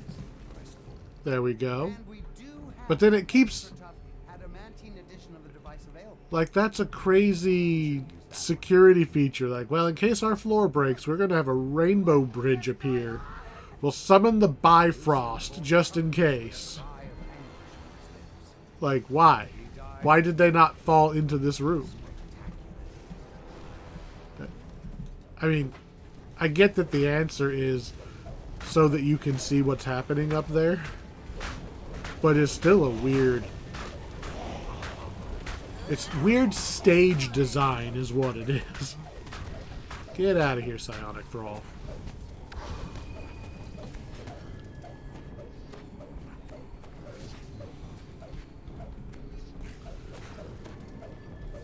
Where'd you go? Because you're just going to chase me and annoy me if I don't kill you.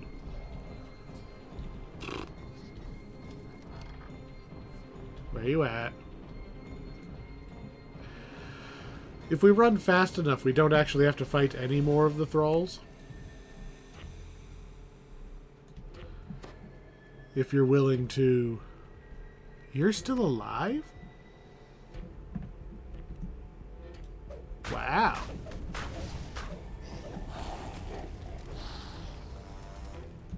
I am impressed. You took good advantage of being a psionic thrall. Because you usually die way before I get up here. Isn't this the best part of it? Alright, I shall do it myself. Accidentally killed the wrong one. If you can get these doors open, like if you've got evasion or something and you don't mind the fireballs, like you can just ignore most of these guys and just make a run for it. Oop. Ladder.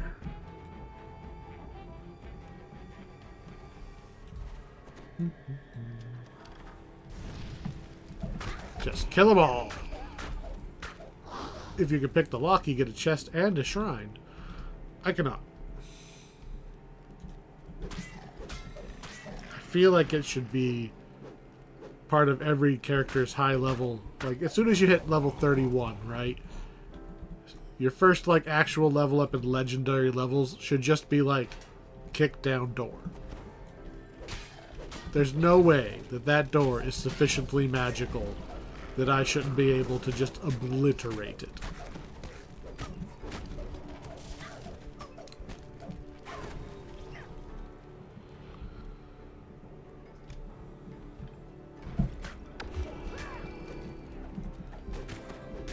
Alright.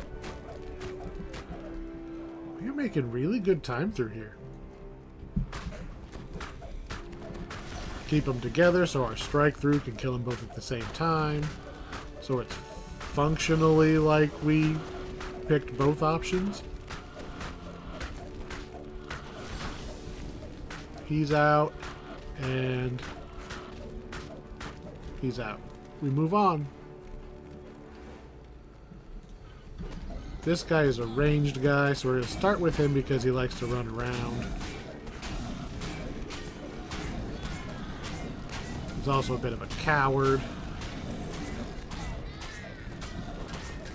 He's not doing a lot of running, actually.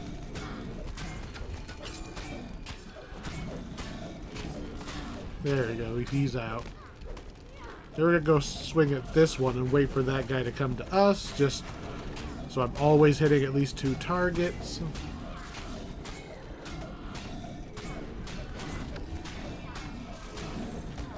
Should be falling down about the same time, actually. Helma Omen Bus.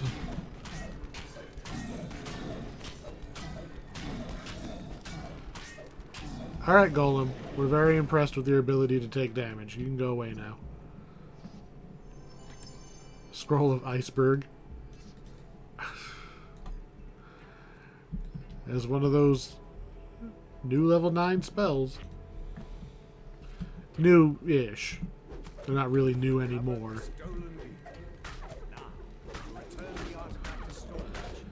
Of course, there's only one class in the game that actually cares. Well, there's only one class in the game who would care about having the scroll, and most of the time they are going to pick it during level up if they want it. It'd be more impressive if wizards could learn non-wizard spells by using their scribe feature.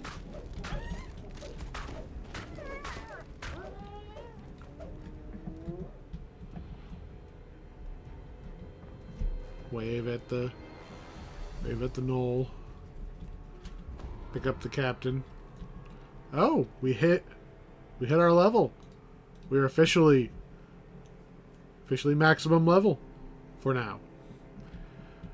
Maximum level celebratory item. Hey, it's an item. It's an item, and that sounds like it might be melee related. What do? Displacement, that dodge, natural armor, distant diversion. Okay, so it's the ranger. Let's see, well, the set bonus is fort bypass. Everybody can use that. Sneak attack's fine. Double shot and ranged power, not so much. But you know what? We're using armor piercing that otherwise doesn't do anything. Dodge and natural armor. And I was just saying that I kind of wanted more defense. Our armor class goes from 59 to 72. So we did not already have natural armor. We now have... You know, our max dodge is 6 because we're wearing heavy armor. But, still, a 39% at level to dodge instead of 25. It's a 14% more defensive. That's not how math works, but it's close. I'll take it. I'll fucking take it. And that's not even counting the 25% concealment, which I think we already had. We had 10% concealment. I'll take it. I'll take it.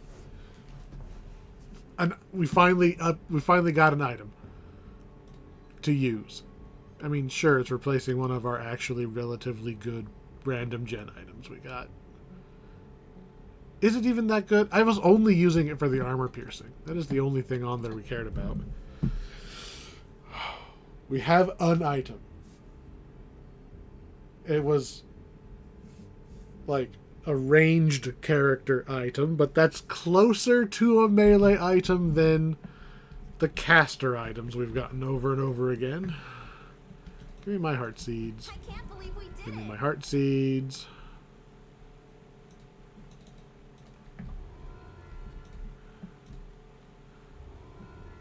Boop. Oh yeah, you don't give me heart seeds, but I don't want any of that, so bye. I believe. What do we get at this level? What do we get? Do we get anything? Because we're right next to a level up character, the Fate Spinner. Right next to a Fate Spinner. I gotta launch the builder. I wasn't expecting to level up. What do we get? What do we get? Do we get something cool? No, we do not. And just look at this. We're going to go plus charisma, push next, knowledge, power. There's nothing at 32.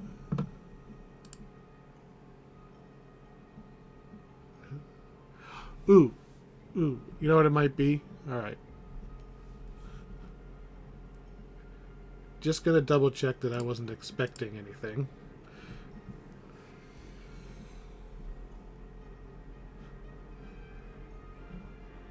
Open up the builder, clicking on the stuff.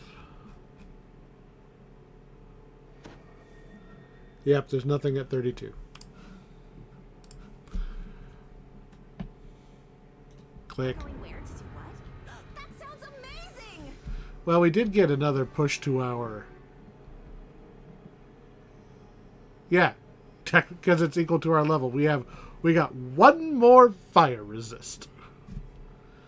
But maybe the true treasure was the destiny points we got on the way. Aha! Level 32. I had a suspicion.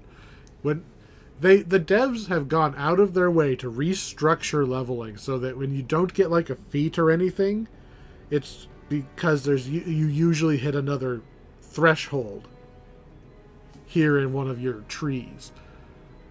Are we going to use this? Using Sunder or Improved Sunder deals a D6 light damage per character level and puts on Divine Sundering.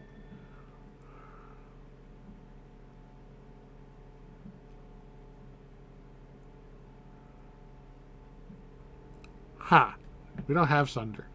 We could get Sunder, because we can take Improved Sunder right there.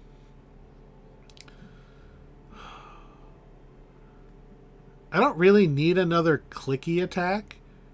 It does say D6 per character level, so that's 32 D6. Plus, you know, what actual Sunder does, which just reduces armor class, makes it easier to hit things. It's not terrible. Plus, we get the each core gives us 5 melee power, 4 range power, 15 hit points. Like, that still counts. So, for 1 point, it's worth it even if we don't use Sunder.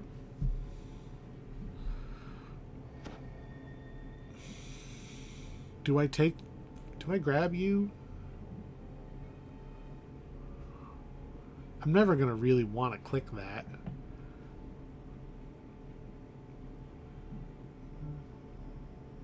Are we ever going to hit... Well, we're at our maximum points now, too. These are our last 3 points we get to spend. I mean, I could respec and put them in different places. So, like, we can't get Last Hope. We're only going to ever hit 17 here. Yeah, there's... I think what I want is I saw...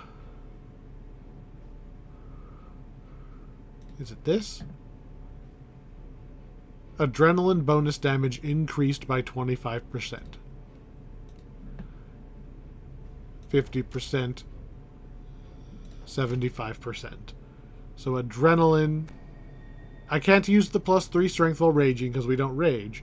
But adrenaline bonus damage increased by 75%. That's what we want. So we got basically 5 melee power and 15 HP, and plus 75% damage to our main button we push.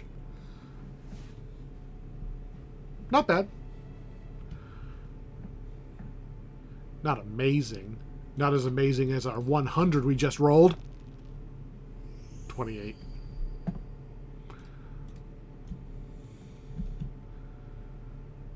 Still. 32 is not supposed to be amazing. Is it the level cap? Yes. For now. But it's not like hitting level 20 or 30. This is 32. Like we're on our way somewhere.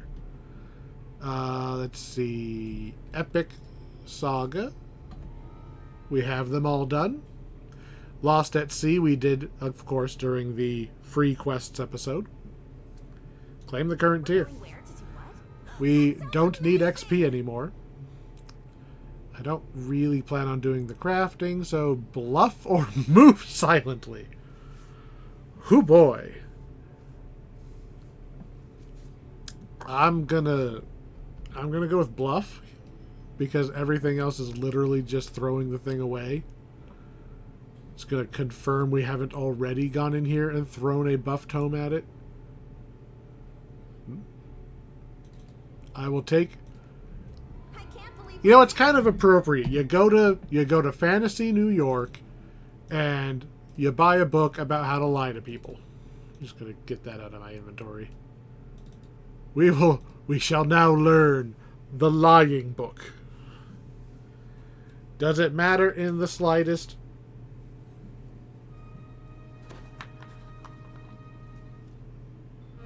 But it's still +3, and you know, if we do a 3-barrel cove or something, and there's the random bluff checks, sure. You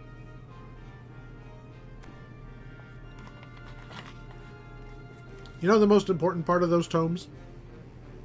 They persist through reincarnation. So, if we were to restart ourselves at level 1 because we wanted to get a little more powerful, no matter what class we turn ourselves into, that +3 bluff will apply to us at level 1.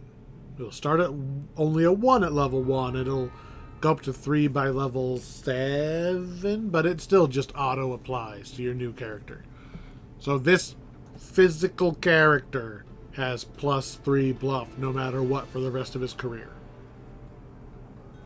No matter what. And that's kind of nice. Especially, it's, you know, when you do, like, if it had been a jump tome, just permanent. Why am I buffing? We're just running through the wilderness. If it had been a jump tome, that would be even better. Always have just a couple extra points of jump. Alright, so we're in the cogs. These are the shorter quests. Mostly the shorter quests. There's 2 long ones out here. There's some pretty good items out here. I really thought...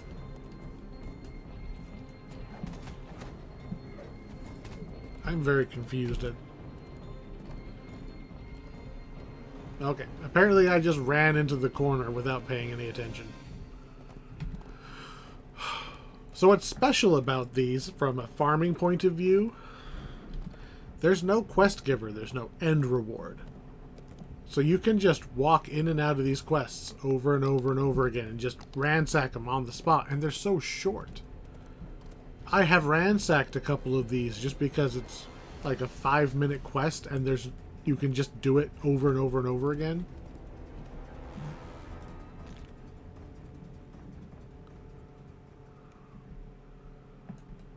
So we are... Making your way into the ancient Now we're gonna buff. Find yourself in a dark chamber.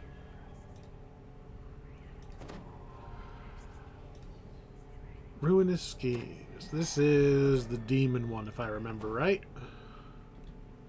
Concerned villager. Why, they never turn out to be like something else. Perhaps if you gave them a gentle That trapper took quite a few hits.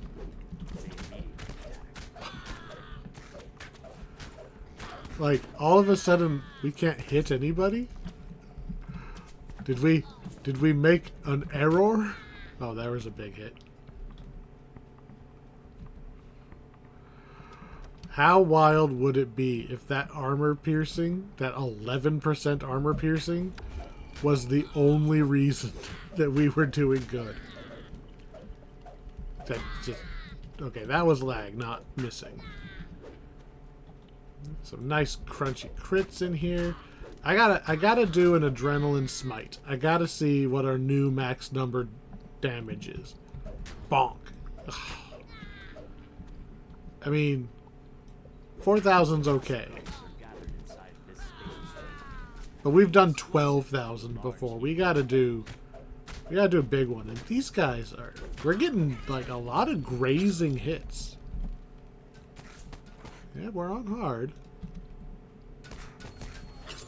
And whack. 9,000. Okay, we're getting better. Part of this is like we rolled an 18 on that one. In order to get the good damage, we need to actually roll a 20 because we get... Oh, there would be a couple down there. We get more multipliers for actually rolling a 20.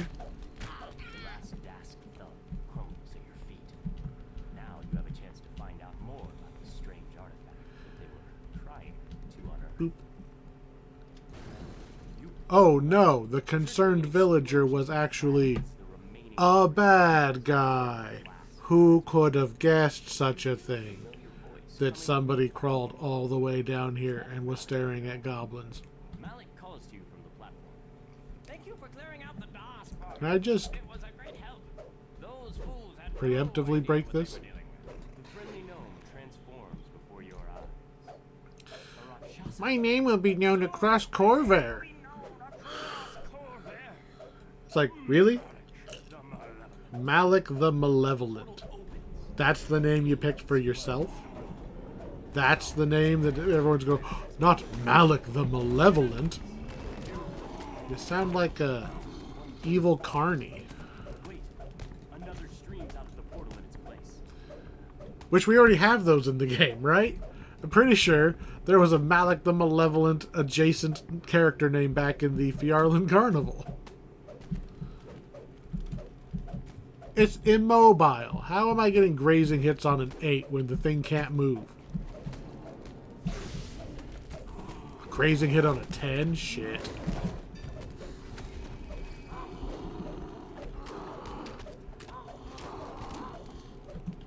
How are we just missing so much more now? Maybe we need to just re-equip our weapon. I look forward to working with you in the future. Oh. Haven't actually broken this thing yet. Hit. The ornate artifact shatters. The portal dissipates. And the remaining... Whack! And solid 9,000. I'm watching to see where our grazings are. They're definitely at 8. I saw grazing on 10 on the portal. 10 hit. So this guy has less armor class than a stationary rock. lets out a shrill gasp. Surprised that you managed to... Back in my day. Best part of adventure. Ooh, did we get the wall watch circlet? Nice. I farmed one of these out a long time ago. Oh god, we might act... Oh, don't make me pick. Don't make me pick. We've gotten 2 out of 3 wall watch items. We didn't get the armor, which is the piece that would be maybe the most useful. Oh, okay. So, we have to make a choice here. Our original hat is giving us healing amplification, 10 melee power, and some sheltering. This new hat gives us 3 instead of 9 on sheltering. But the thing that's really standing out to me is plus 20 accuracy. Because we were just talking about getting grazing hits. Oh, but 10 melee power is so much. 20 accuracy is really nice, though. What's our current accuracy item? Do we have one? 11. So it's only 9 accuracy. I don't want 9 accuracy by giving up 10 melee power. I'll just swing again. I'll hit him on the backswing. That is a nice item, though. That is a nice pickup. Obviously, it's better on a like bow character or something, so you're actually taking advantage of all the ranged bits. I think I was wearing it on my monk just for the accuracy. Like, I needed an accuracy item and I didn't have anything pegged for hat.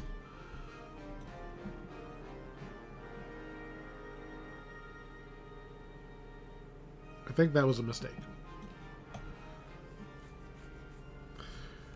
I'm so used to just re-entering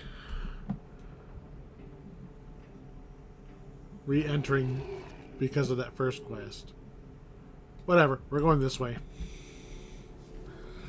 But yeah, I think I'm just wearing it as an accuracy item because I needed an accuracy item on my monk. And I'm like, well, I guess I'll wear this one that gives me a bunch of other stuff that I don't need, but it's not unwelcome.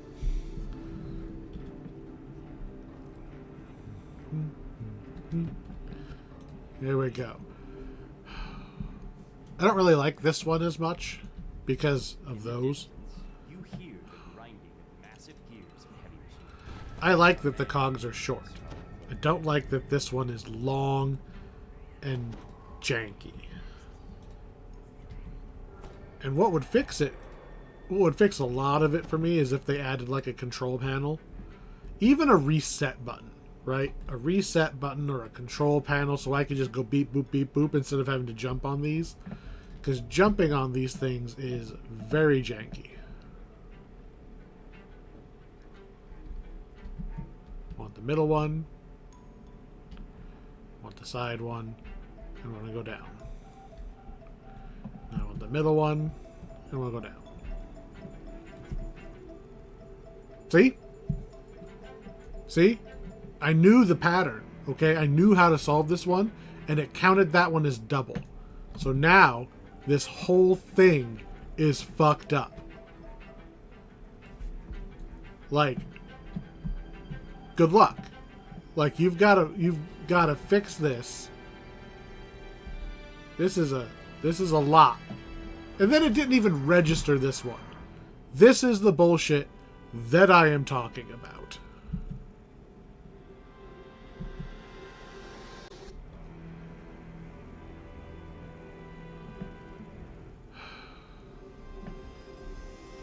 I'm not good at these puzzles, right? So it's just kind of extra frustrating when they don't work right. How about that one? No, obviously wrong.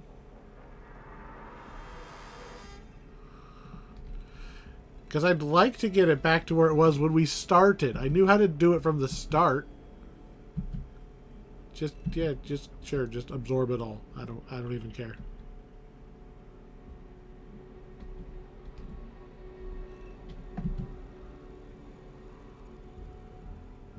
There's no... I don't...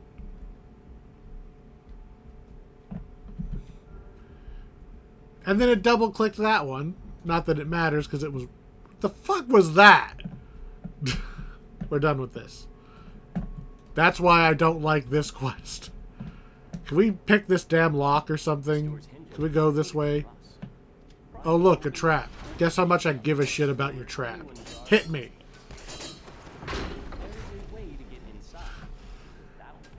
I will go in the front fucking door instead of doing your stupid puzzle.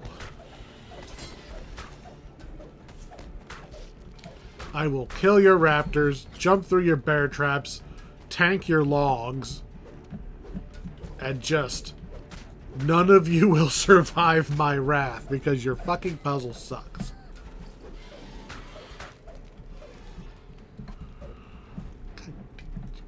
Hold still, you squirrely little midget.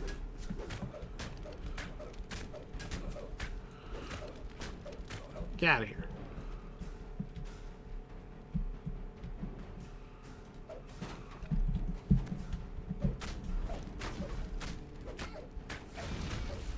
I mean, I'll give him credit. You gotta be ballsy to be a halfling barbarian. Looking for the key. Like, you're literal, they're called halflings, right? You are half the size of everyone else. And you're just so angry about it that you can just rage out. But at the same time, you're half the size of everyone else. Like, I don't know if I really want to go out of my way to go down a career where I am actively going to be the worst at something.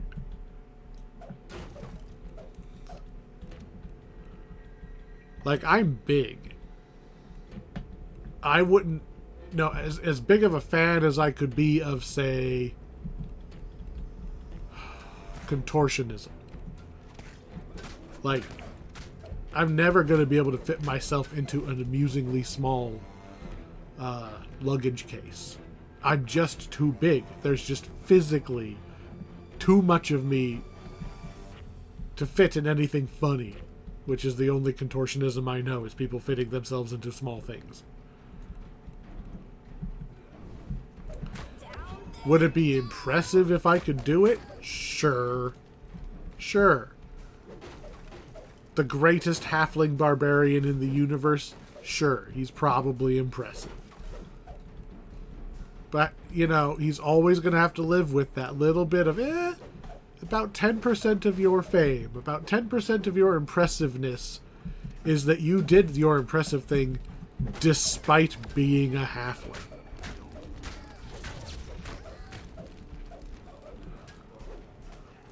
There's always going to be that asterisk on there. They're sure to be useful.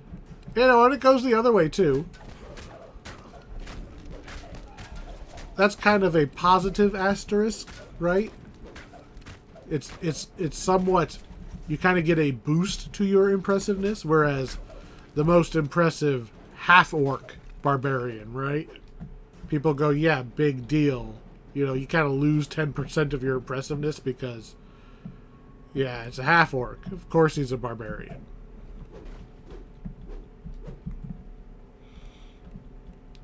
I got a key. I'm not convinced it's the key I want. There's the key. Boom. We got both keys. We can go finish the quest. This may come in handy. We can begin to finish the quest.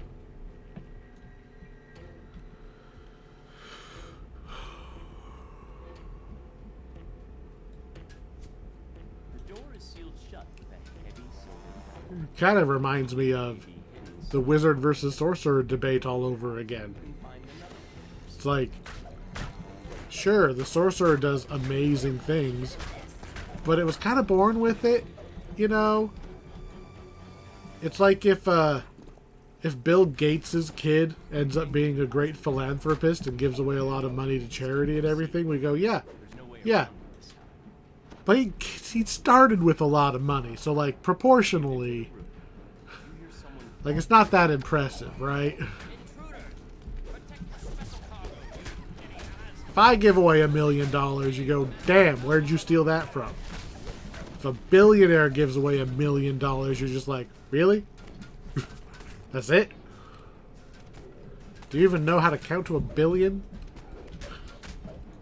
Because we do.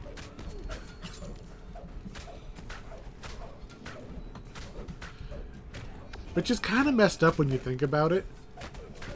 Because to the charity who gets that money, $1 million is $1 million, right? That's multiple life-changing amounts of money.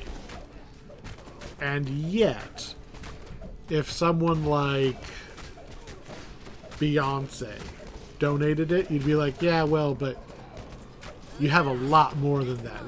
That's not really very generous versus your net worth. And it's like, it's still more than you or I are ever going to donate. Like, it's kind of weird. Kind of weird that it works that way.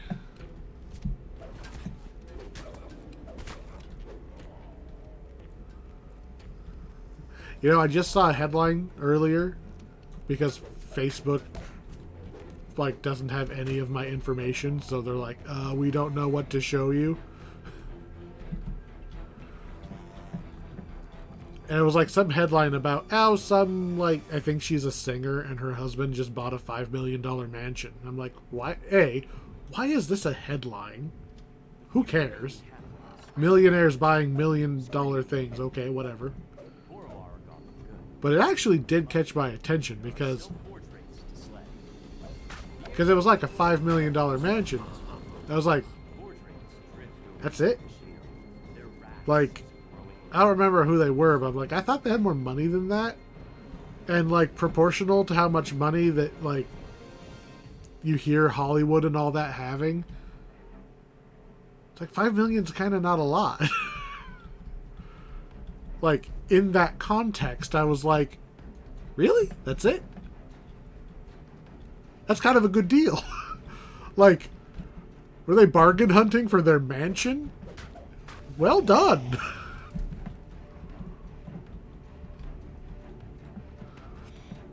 I mean, you gotta appreciate a good deal.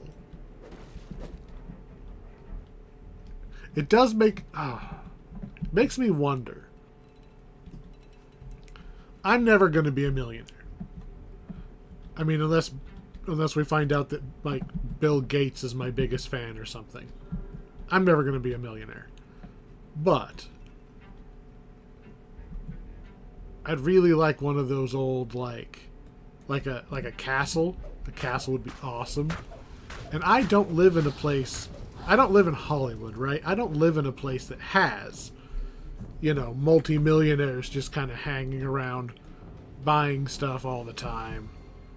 I live in a place where if you saw a mansion, you'd be like, who the hell built a mansion here? I could have swore I saw this thing we were supposed to break. There it is. So yeah. I'd kind of like to have a mansion here because people would look at it and go, why? But also, it would just be really cool. I would never be able to just live in it, though. Think about, like, just pick any mansion. The one that comes to mind right now is the mansion from Clue, for some reason. Huge mansion, right? I would be inviting people over constantly. It would not be... God damn it.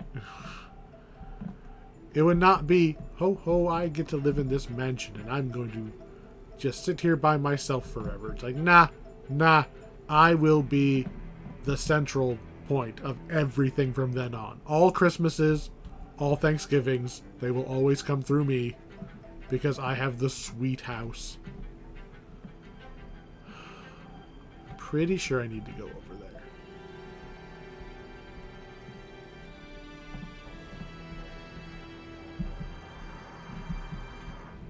But I would even just like rent it out. The big buildings that we have around here are almost all like event rental type places. I could handle that. I would like to live in an event rental type place. Just to have access to the big room whenever I want. I think that would be cool. You invite your friends over and you have plenty of space for all your board games or whatever you want to do. Any event, like maybe somebody just wants to set up their own little card tournament or something. It's like, yeah, come on over. I've got space. I'll make some snacks. It'd be cool, I think. Closest thing we have. I really thought the thing was up here. Closest thing we have is there's some old Masonic temples,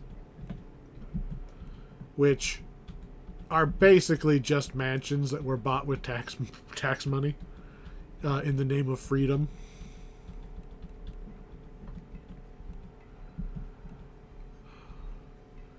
But even those are just facades.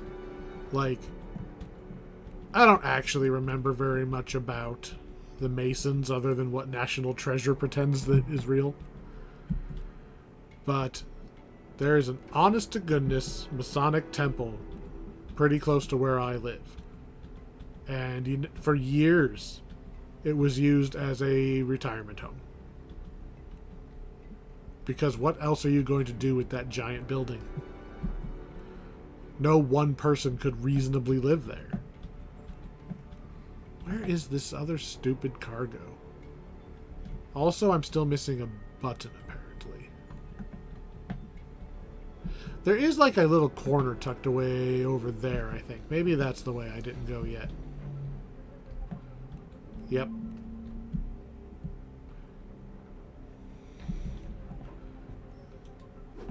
Take that, cargo. Now I gotta get over to the chest, which is back on the other side. But anyway, there was, yeah, this Masonic temple. It was sweet looking, right? On the outside. Because it was just a retirement home on the inside, and not a very well maintained one at that. I think they actually used it in a couple of movies, but they only used the outside because that was the only part that was worth anything. Like, the government stepped in and said they were not allowed to change the outside because it was like a landmark. But the inside was just... That is the least stocked treasure chest we've seen in a while. Let's just reopen that. Is that really it? Not that I would take a lot anyway, but man. For a 15-minute quest, that was not a lot of treasure. Anyway, this place... looked awesome on the outside, falling apart on the inside. No, even though it's like protected, I think it's still scheduled for demolition because it's so big and it's so expensive to remodel the entire thing. Like, it was from the era before bathrooms were common. So they were using it as a retirement home, like I said. Not every little apartment had a bathroom. Actually, I think none of them did. They all, like, the only bathrooms were the ones that were like, oh, here's the East Wing, 3rd floor, bathroom. West Wing, 3rd floor, bathroom. Like, they were supposed to just be guest bathrooms, but they were being used by permanent residents. Elderly permanent residents. Like, these aren't public bathrooms that have, like, 7 urinals all in a row. These are, like, single occupancy bathrooms. Like, that by itself was a problem. But then the piping is over 100 years old, right? You have to redo all the piping. You have to redo all the electrical. You might have to redo the freaking walls, because who knows if that thing's actually going to be able to hold its own weight. You enter a small party room. It's expensive. It seems to be closed. And I would still buy that shit, right? And the stands are empty. I would. A small knot of people I'd put together a 5-year plan, right? Buy it, polish the shit out of the main front entryway. Rent it out for weddings and shit like that. You know, make sure that your parking situation's good. Keep the lawn mowed. The things that you as a person, like as a normal person, could do. Get all that shit. Make sure you remodel like the one big area that everybody's going to be looking at. And then you just slowly work your way out from there. Because you don't have to do piping all at once. You don't have to do electrical all at once. I've dabbled with enough of it to, like, yeah, you don't want to... There's things you can do, right? You can shut the water off to most of a building and not all of it, if you put the right pipe in. So you just do the pipe right where you want the water to be. You direct it properly. You only have to do 1/10 of the pipes at a time. And you just work your way out as you do stuff. And really, I think that the real big ticket thing you do is you call Hollywood and say, hey, do you need a mansion? Because we're already renovating. You front us the money. We'll renovate it with Hollywood in mind. You tell us how you like your cameras hung.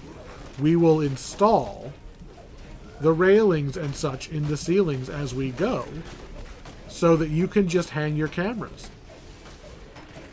You want us to put in secret, like, extra walls so you could hide a camera crew behind a wall so you can do a shot from any angle of any room because your camera crew is always in the secondary wall? We can do that. You tell us what we want, you know, and then Hollywood collectively, because it's not really 100 different companies, it's kind of just one. Very few number of actual fingers in that pie.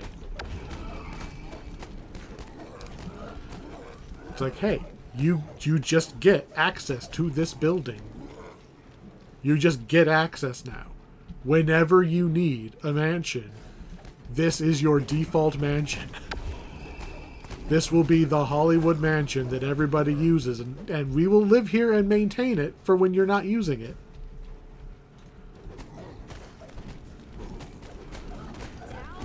And then you get your mansion fixed up, but it's still usable. And when you know that Hollywood doesn't want it, you rent it out for even cooler weddings. Because once you get in a couple movies, right? Now people really want to have their wedding there, or even just vacation there. You know, because movies have crews, right? Make sure that place can handle a large number of people. Oh, look at that. It can handle a large number of people.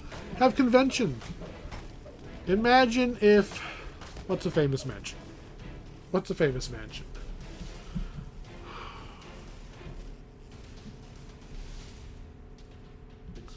So much of the stuff we see these days is CGI. Pick any... I mean, they do this kind of.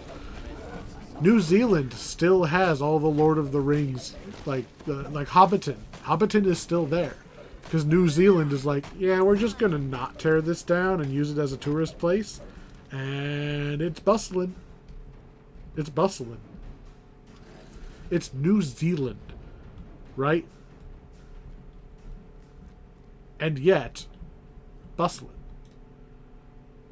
Just imagine having something like, you know, a distinct high-end movie mansion of some kind. Like say the Avengers mansion, which we haven't seen because they used Stark Tower right away. They didn't do the mansion. But man, say you put together the next wave of Avengers movies, they use Avengers Mansion. And Avengers Mansion is a real place that you can go visit and is not in California. So it's not right next to all of the other things that you feel bad not going to. Because let's be real, if you're going to California, are you going to drive like 3 hours to some random mansion and then 3 hours back instead of just hanging out in Universal Studios, Disneyland, all that stuff? No. No. But what if Comic-Con was held in Avengers Mansion? Does it matter where it is? No, you're there for Comic-Con.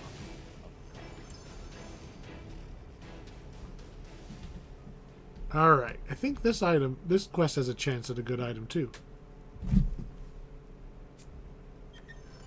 Nothing.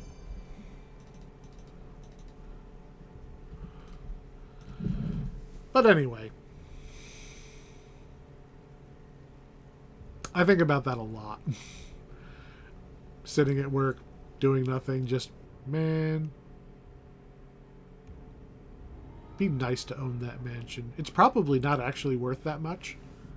The Masonic Temple that I was talking about earlier, I'm sure that if you actually added up its true value versus like the amount of its debt,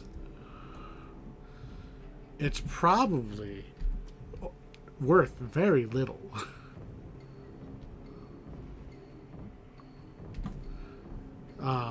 Like if you were to, like whoever owns it, if they sold it, they probably would have to sell it at a loss.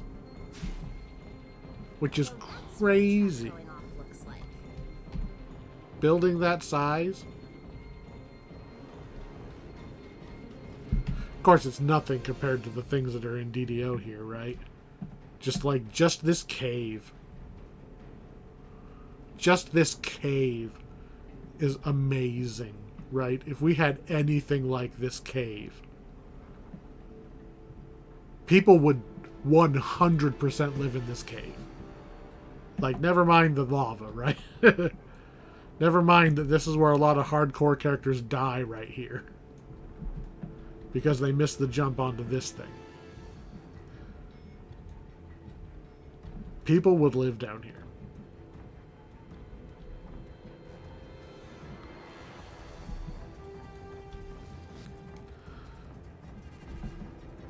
In we go.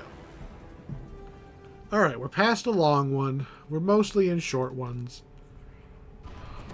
We got an item already, so not really expecting much. Be nice to get like one more item. What I really wanted was armor, though. And I'm pretty sure we are past the quests that drop the heavy armor. Because I think that those are topside quests, I'm pretty sure. More than happy to be wrong. If we happen to open up a chest and boom, named armor. Okay. I would even take medium armor. I'd probably even wear light armor. I don't remember how many of our bonuses are dependent on having heavy armor. Are we even wearing heavy armor? Yes.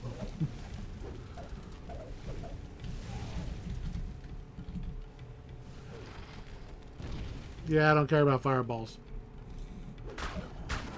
This is not the half of the quest that can damage me.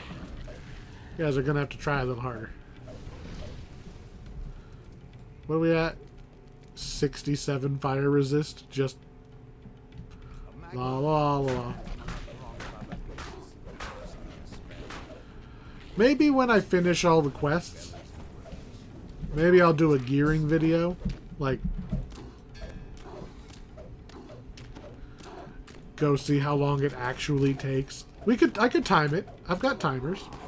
I could time it. See how many runs of each quest it took to get all the items.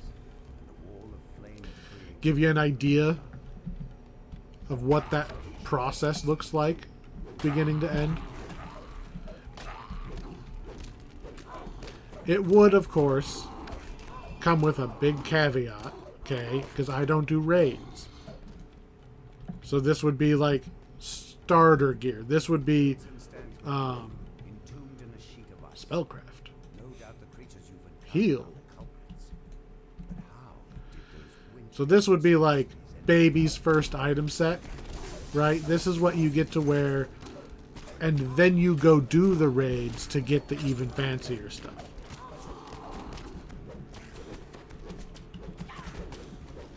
I could probably pull that off.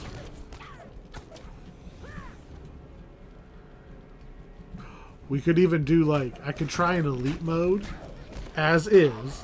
Well, after we finish all the quests, go into, just pick a quest that I know, do it with this gear, and then we do it with the new gear. Just to see how big of a difference it is with the gear. I kind of like this. Be a lot more work. Egad, that's not my name. 11,000 damage.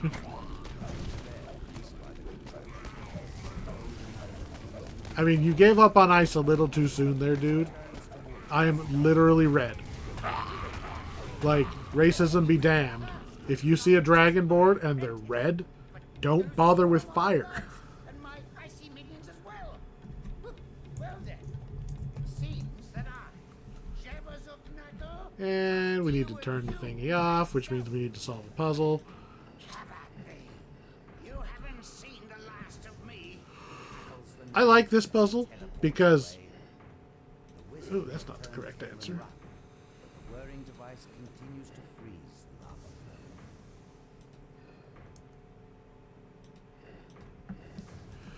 flow. It's not like there's actually a giant puzzle on the ground. I think what this is there's actually just like a control panel, and they're magnifying it for the player's sake that we can see it, but this is actually just like on here. That's what I imagine. Isn't this the best part of adventuring? Nothing there, but let's see. +1 charisma. And then the other things are diplomacy, range, power, double shot. Meh. But charisma, we already have a plus charisma thing, but this is a different set. So I think we can put both +1 charismas in. Although we're on even charisma right now anyway. I think that's how it works. That they're technically different. Yeet. Got a little close to the edge there. As red as my dragonborn is, that's lava. And we don't have a way of teleporting. We heard shouting outside. Everyone Alright, up to another quest.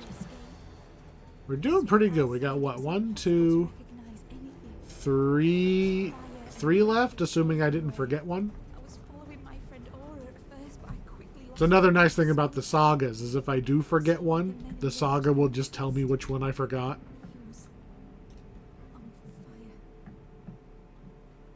Gotta trying to pop my neck and it's not working. We are making good time.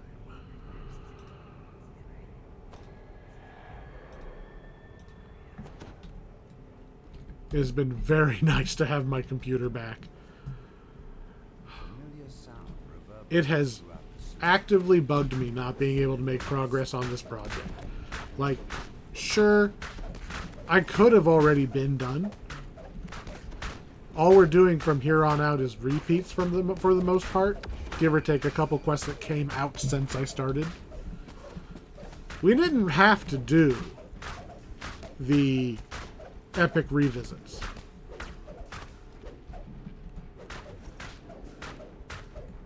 But I did. And I started it, and I'm going to finish it. And we're getting really close. Like, we did Feywild, Ravenloft, and Sharn kind of back-to-back, and those are big packs. But man, it's nice to look at that spreadsheet, and you knock out ones like Hunter and Hunted that has 2 quests, and Dragonblood Prophecy that has 2 quests, so you're just like, yeah, progress. Look how fast we're getting through the rest of these.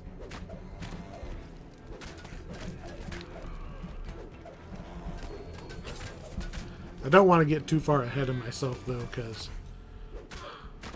we started this project in January, I want to say, and yeah, I've lost like 3 months of progress to computer issues. Thank goodness the actual files are saved, not on the physical computer. But even if you subtract those months, right? It is November at this point when I'm recording this. That's 10 months. So you take 3 out for computer issues. That's 7 months. That's half a year that I've spent most nights of the week coming in and just trying to play every single quest.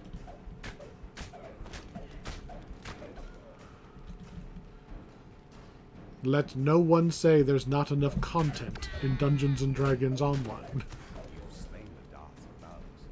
Is it all good content? No. We know that. Some of it's old. Some of it's janky.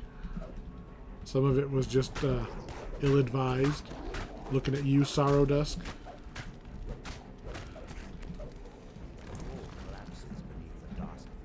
But I think, especially the new stuff, everything that's come out since, let's say, Menace of the Underdark, feels like a good enough point to point at. Everything since Menace of the Underdark is pretty much, it's either been good or good enough. Like, it's all been solid. There's been some that didn't really do it for me, like Dragonblood Prophecy, right? Because I don't do the raids. But I can appreciate that other people like to do the raids. And that generally I hear people do the raids.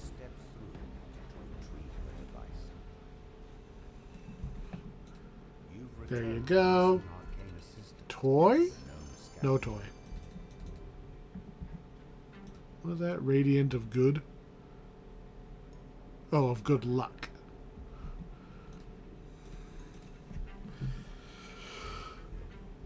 Alright, we got, what, 2 left. One of them is the long, semi-annoying one.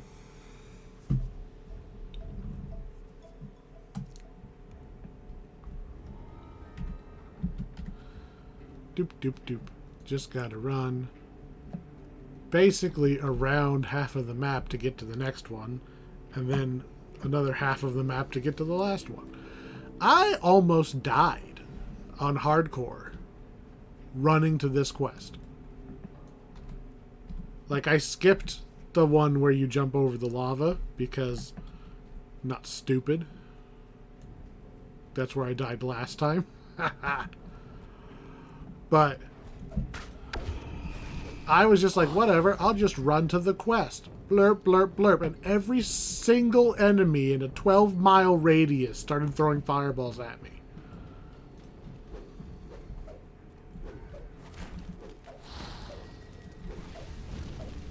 I want to say... Did the same thing happen to us when we came down here in our run? I don't think so. But I was definitely kind of mad that this one stupid quest way out in the middle of nowhere had just so many enemies that were hell-bent on shooting me. Especially these fuckers. Like, I thought they were supposed to be on my side. I turned them back on.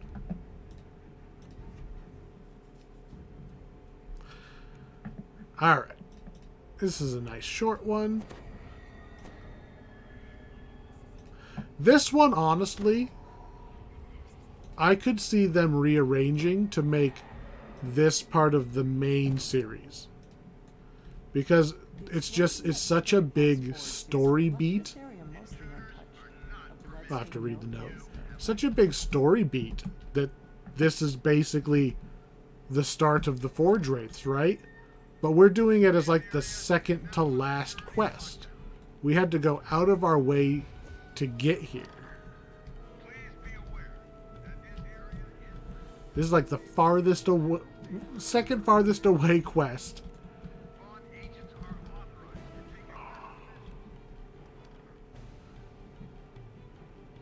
Where does a Sharn welcome drop you?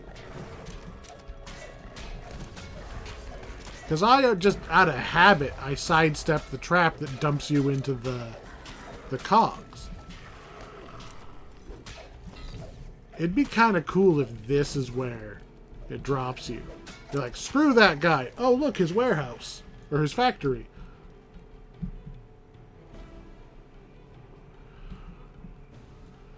I don't think it drops you this far over, though.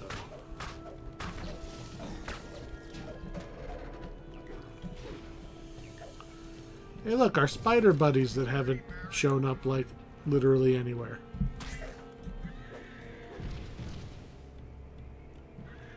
Well, that was anticlimactic. One shot one of them, and the other one blows its load.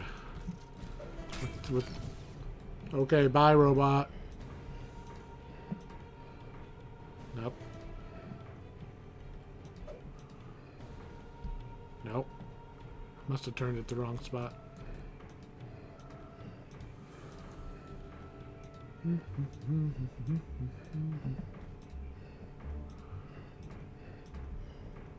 Nope. What am I doing wrong here? Oh, probably that.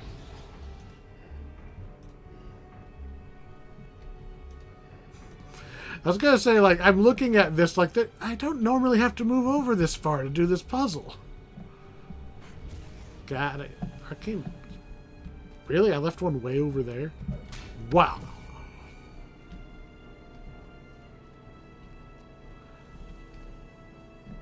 I hit that one on a 3. Welcome back, Mr. Bond. Pull the lever, conk.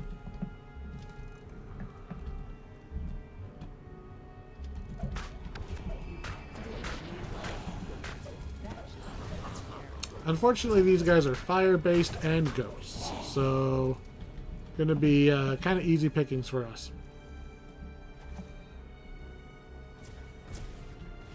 Hey, big boy, how about you come down here and fight me? Because obviously your little guys ain't gonna do it. This is a terrifying fight on hardcore. Because I'm not playing a red dragonborn paladin. I'm just like, oh my god, there's so many flamethrowers and there's so many fireballs and oh my god, there's so many things that can go wrong. Not to mention the potential to just lag and do nothing. Hello, boss.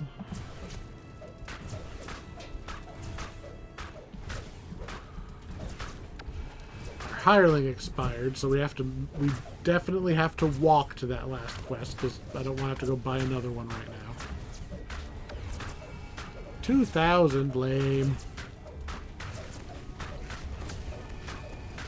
I did almost that much damage without using adrenaline. Come on, I want adrenaline into a crit. Oh, 2,000 again. I guess it is undead. I'm not really supposed to be able to crit it. That's where the armor piercing comes in, I know. And I'm on fire, so I'm not... Can I just, like, heal away? Okay. Toy? There's a lot of stuff, but no toy. Charisma. Let's see, then double strike. Positive. And inspire courage. Oh, this is another bard one. I think we already have this one. Maybe we got Constitution. Yeah, we already have one of that set. But that is a Charisma one.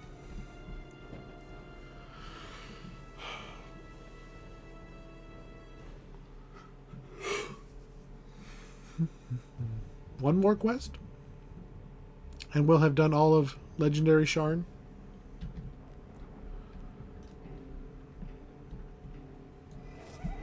We'll say one more asterisk, you know, subject to verification.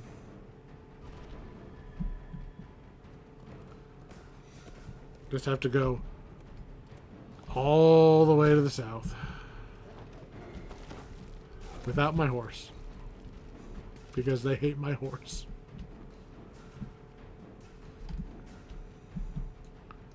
Nope, not that way. I don't normally walk, right?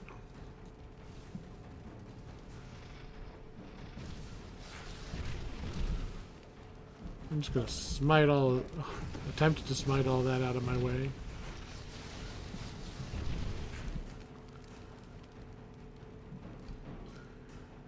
And then we go hard left and it should take us to the quest. I think. Never mind all those fireballs. Yeah, we want up there. I have accidentally jumped down there when I meant to jump on this. That sucked. Hello. Goodbye. That sounds amazing! And then this vent should basically take us to the last quest.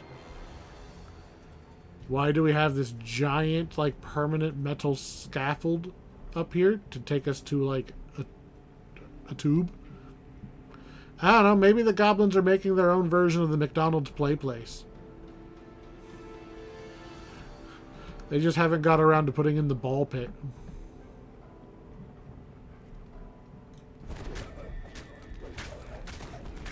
I don't know why I'm fighting these guys. I don't have to. Just keep going straight south and we'll be there.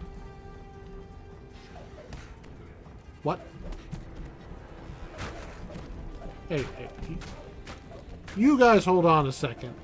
I would like to talk about this treasure chest that's in, like, the weirdest fucking spot. Can I open it? Isn't this the best part of adventuring? Okay. The hell is there just a treasure chest tucked behind a, like, forge? Hello?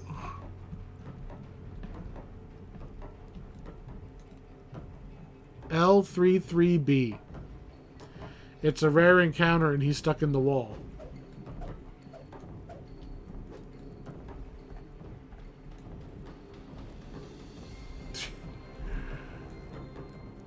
Hey, buddy. Hey. Hey. You having a good day? No? Hey.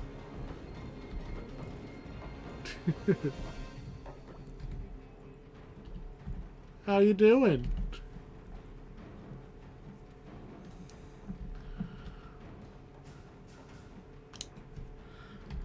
Well,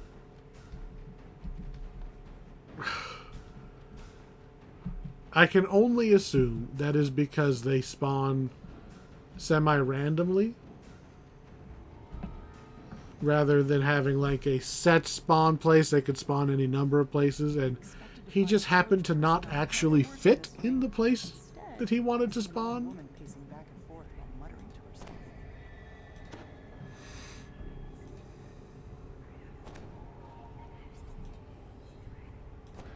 So many buffs. Bad teacher, okay. University students are lost inside the forest. You need to track them down. This cavern is bare aside. How is it this hard for the teacher to just like call security and be like, you know, I lost my students. This place is a maze. Can you just look at the security camera and tell me where people are? Or maybe she did, right? Because when you talk to all the students, they say, yeah, if I just held really still, they didn't bug me. Like, yeah, that's what they wanted you to do, is hold the fuck still so that security could come and get you out of here. You teleport the hapless student back to the entrance. Alright, one down. No, screw you. I'm not going to fight you. So student 2 should be right here. Yep.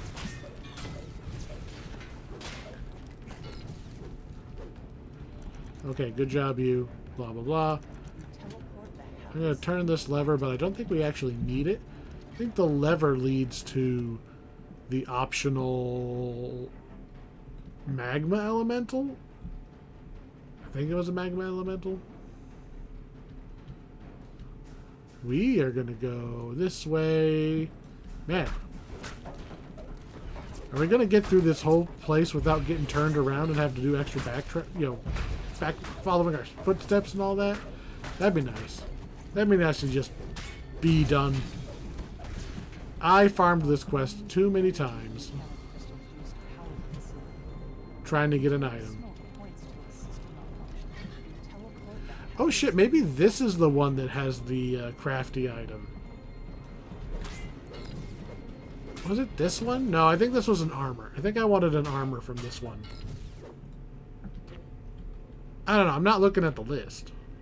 A lot of these quests have good items. So, at some point, I will probably farm all of them. Unless, like, the next pack has crazy,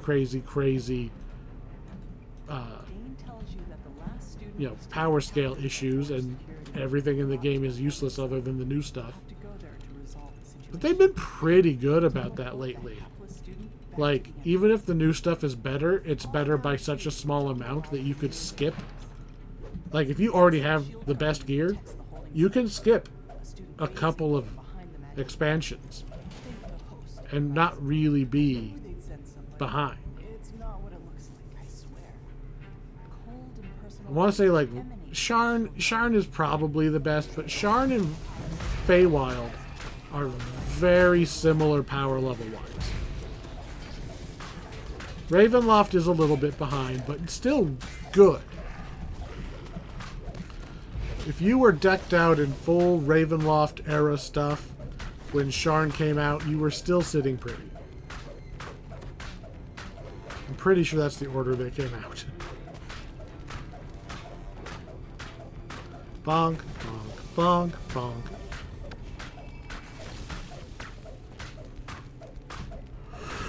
Push all the buttons.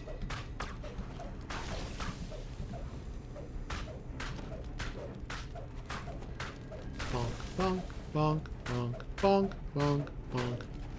Hey, we dodged. Haha. Alright, you hold still. Turn the thingy on. White crystal. Gotta turn it quite a few times because it's facing completely the wrong way. And one more. And then same problem with blue. It's almost like they knew that these were the ones you were going to need to turn to fix it.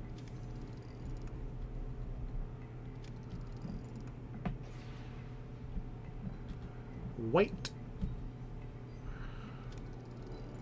Again, has to go all the way around. There's no turn it other direction option.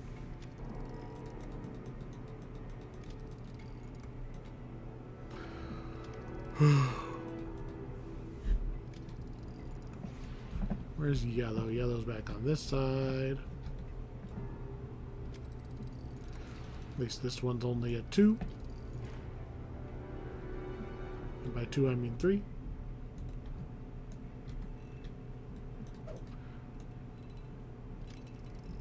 The barrier vanishes. Blah blah blah blah blah. It says, unlock the security door so we can get out of here. Careful though. Pulling the wrong lever will summon the authorities. Hello? The final clink. The lock's holding Chance in his cell spring open. There we go. Now to rescue Last the chance for person item? and escape before he Nope. gets you into any more trouble. You teleport Not back even up the a- stage back to the entrance. Not even a filigree.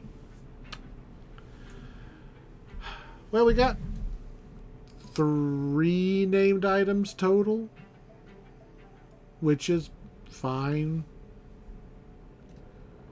No armor.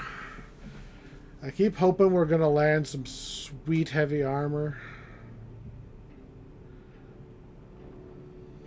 One day. One day.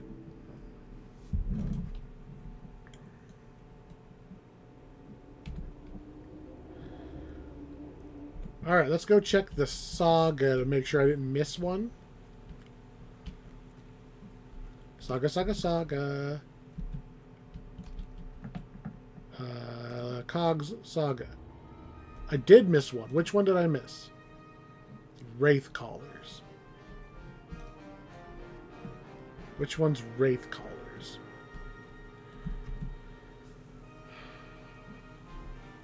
I think I know what quest it is, but I'm trying to think where it is. I'm going to guess it's in the top left section, because I feel like I recalled a little too soon out of there.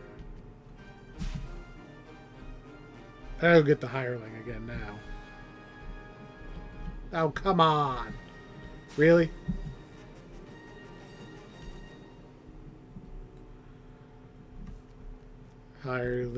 Hireling vendor.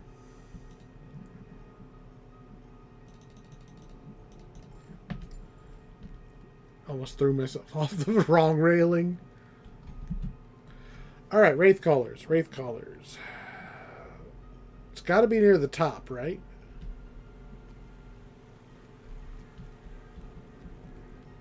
It's got to be that top left section that I recalled out of too fast.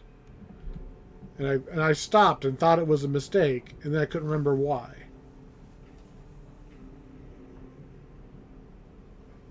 Yeah, this one. I guess maybe I just got ahead of myself. Because we did the lower one. But did we never actually... I don't think I ever actually went back in.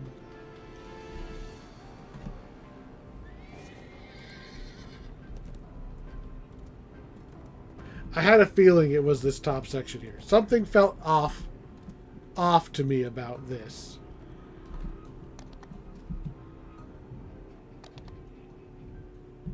Did I just completely forget to go this way? Because I usually go this way second. What I feel like I did was I did that first quest. I feel like we did the second quest, and then I recalled forgetting there was a third one up here. But I guess we just never went up here? I don't know. I don't know. This is a short one, though, so we are here, and we are very close to the end of this video. And me getting to cross another pack off the list. So let's talk about it. Was there any changes between Epic and this? Or between Heroic and this one? No. Arguably, the exploding spider things are less dangerous on Epic because you are killing the guys who send them out so much faster that they don't get to. It's a lot easier to have high fire resist, which really slows down the forgewraiths. Everything feels a lot squishier because we're not running around on, you know, highly tuned monsters from a newer quest on an ungeared character. I mean, we are, but like, honestly, this does a lot of work. This is almost more than your equipment does.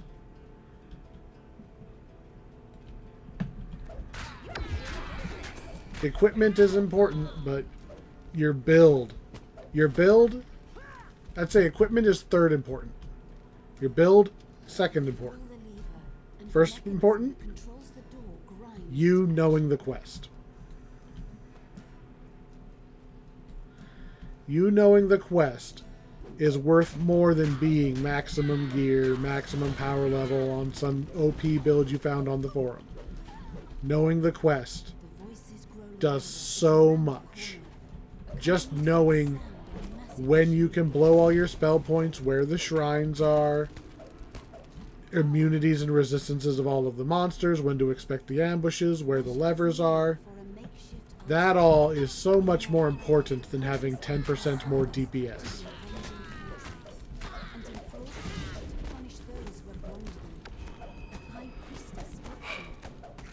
Well, anyway, when this lady and the ghost that's going to spawn after her, stop healing yourself.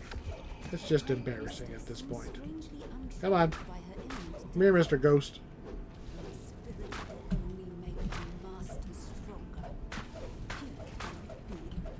I have missed every one of my adrenaline spikes that I've been paying attention to. Like, I'm sure they've been hitting as I just hit the buttons. But I've been, like, watching to try to see our biggest damage. I think 9,000 is the biggest we've got. Which is really disappointing. Oh, never the fuck mind. Did you see that one?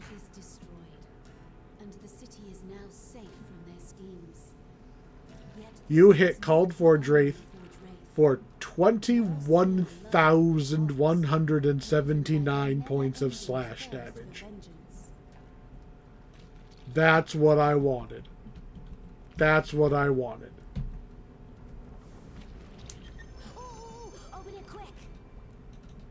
Alright, what's next fall? Reflex saving throw bonus? Meh. +2, let's see, set bonus. 2 to attack and damage. Okay. Melee power, yes. And then even more against tripped targets. Nothing this character can take the best advantage of, but I think people like that one. Rogue acrobat or something that trips things often. Just free melee power. Alright. Now our Cog Saga should clear.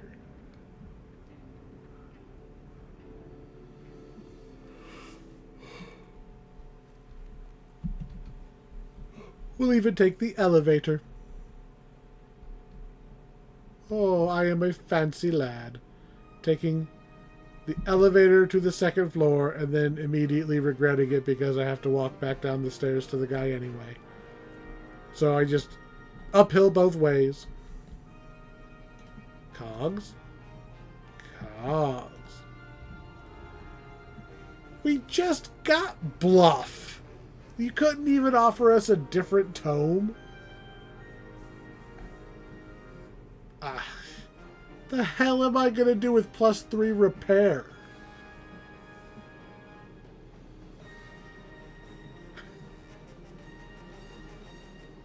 We literally just got Bluff. And we're at max level, so there's no point in taking the XP. So I guess we're reading the maintenance manual, We're checking the extended warranty on our washer and dryer. Oh. We might be eligible for a new reputation bonus. 5 more HP. We got 5 more HP just because I remembered to talk to that guy.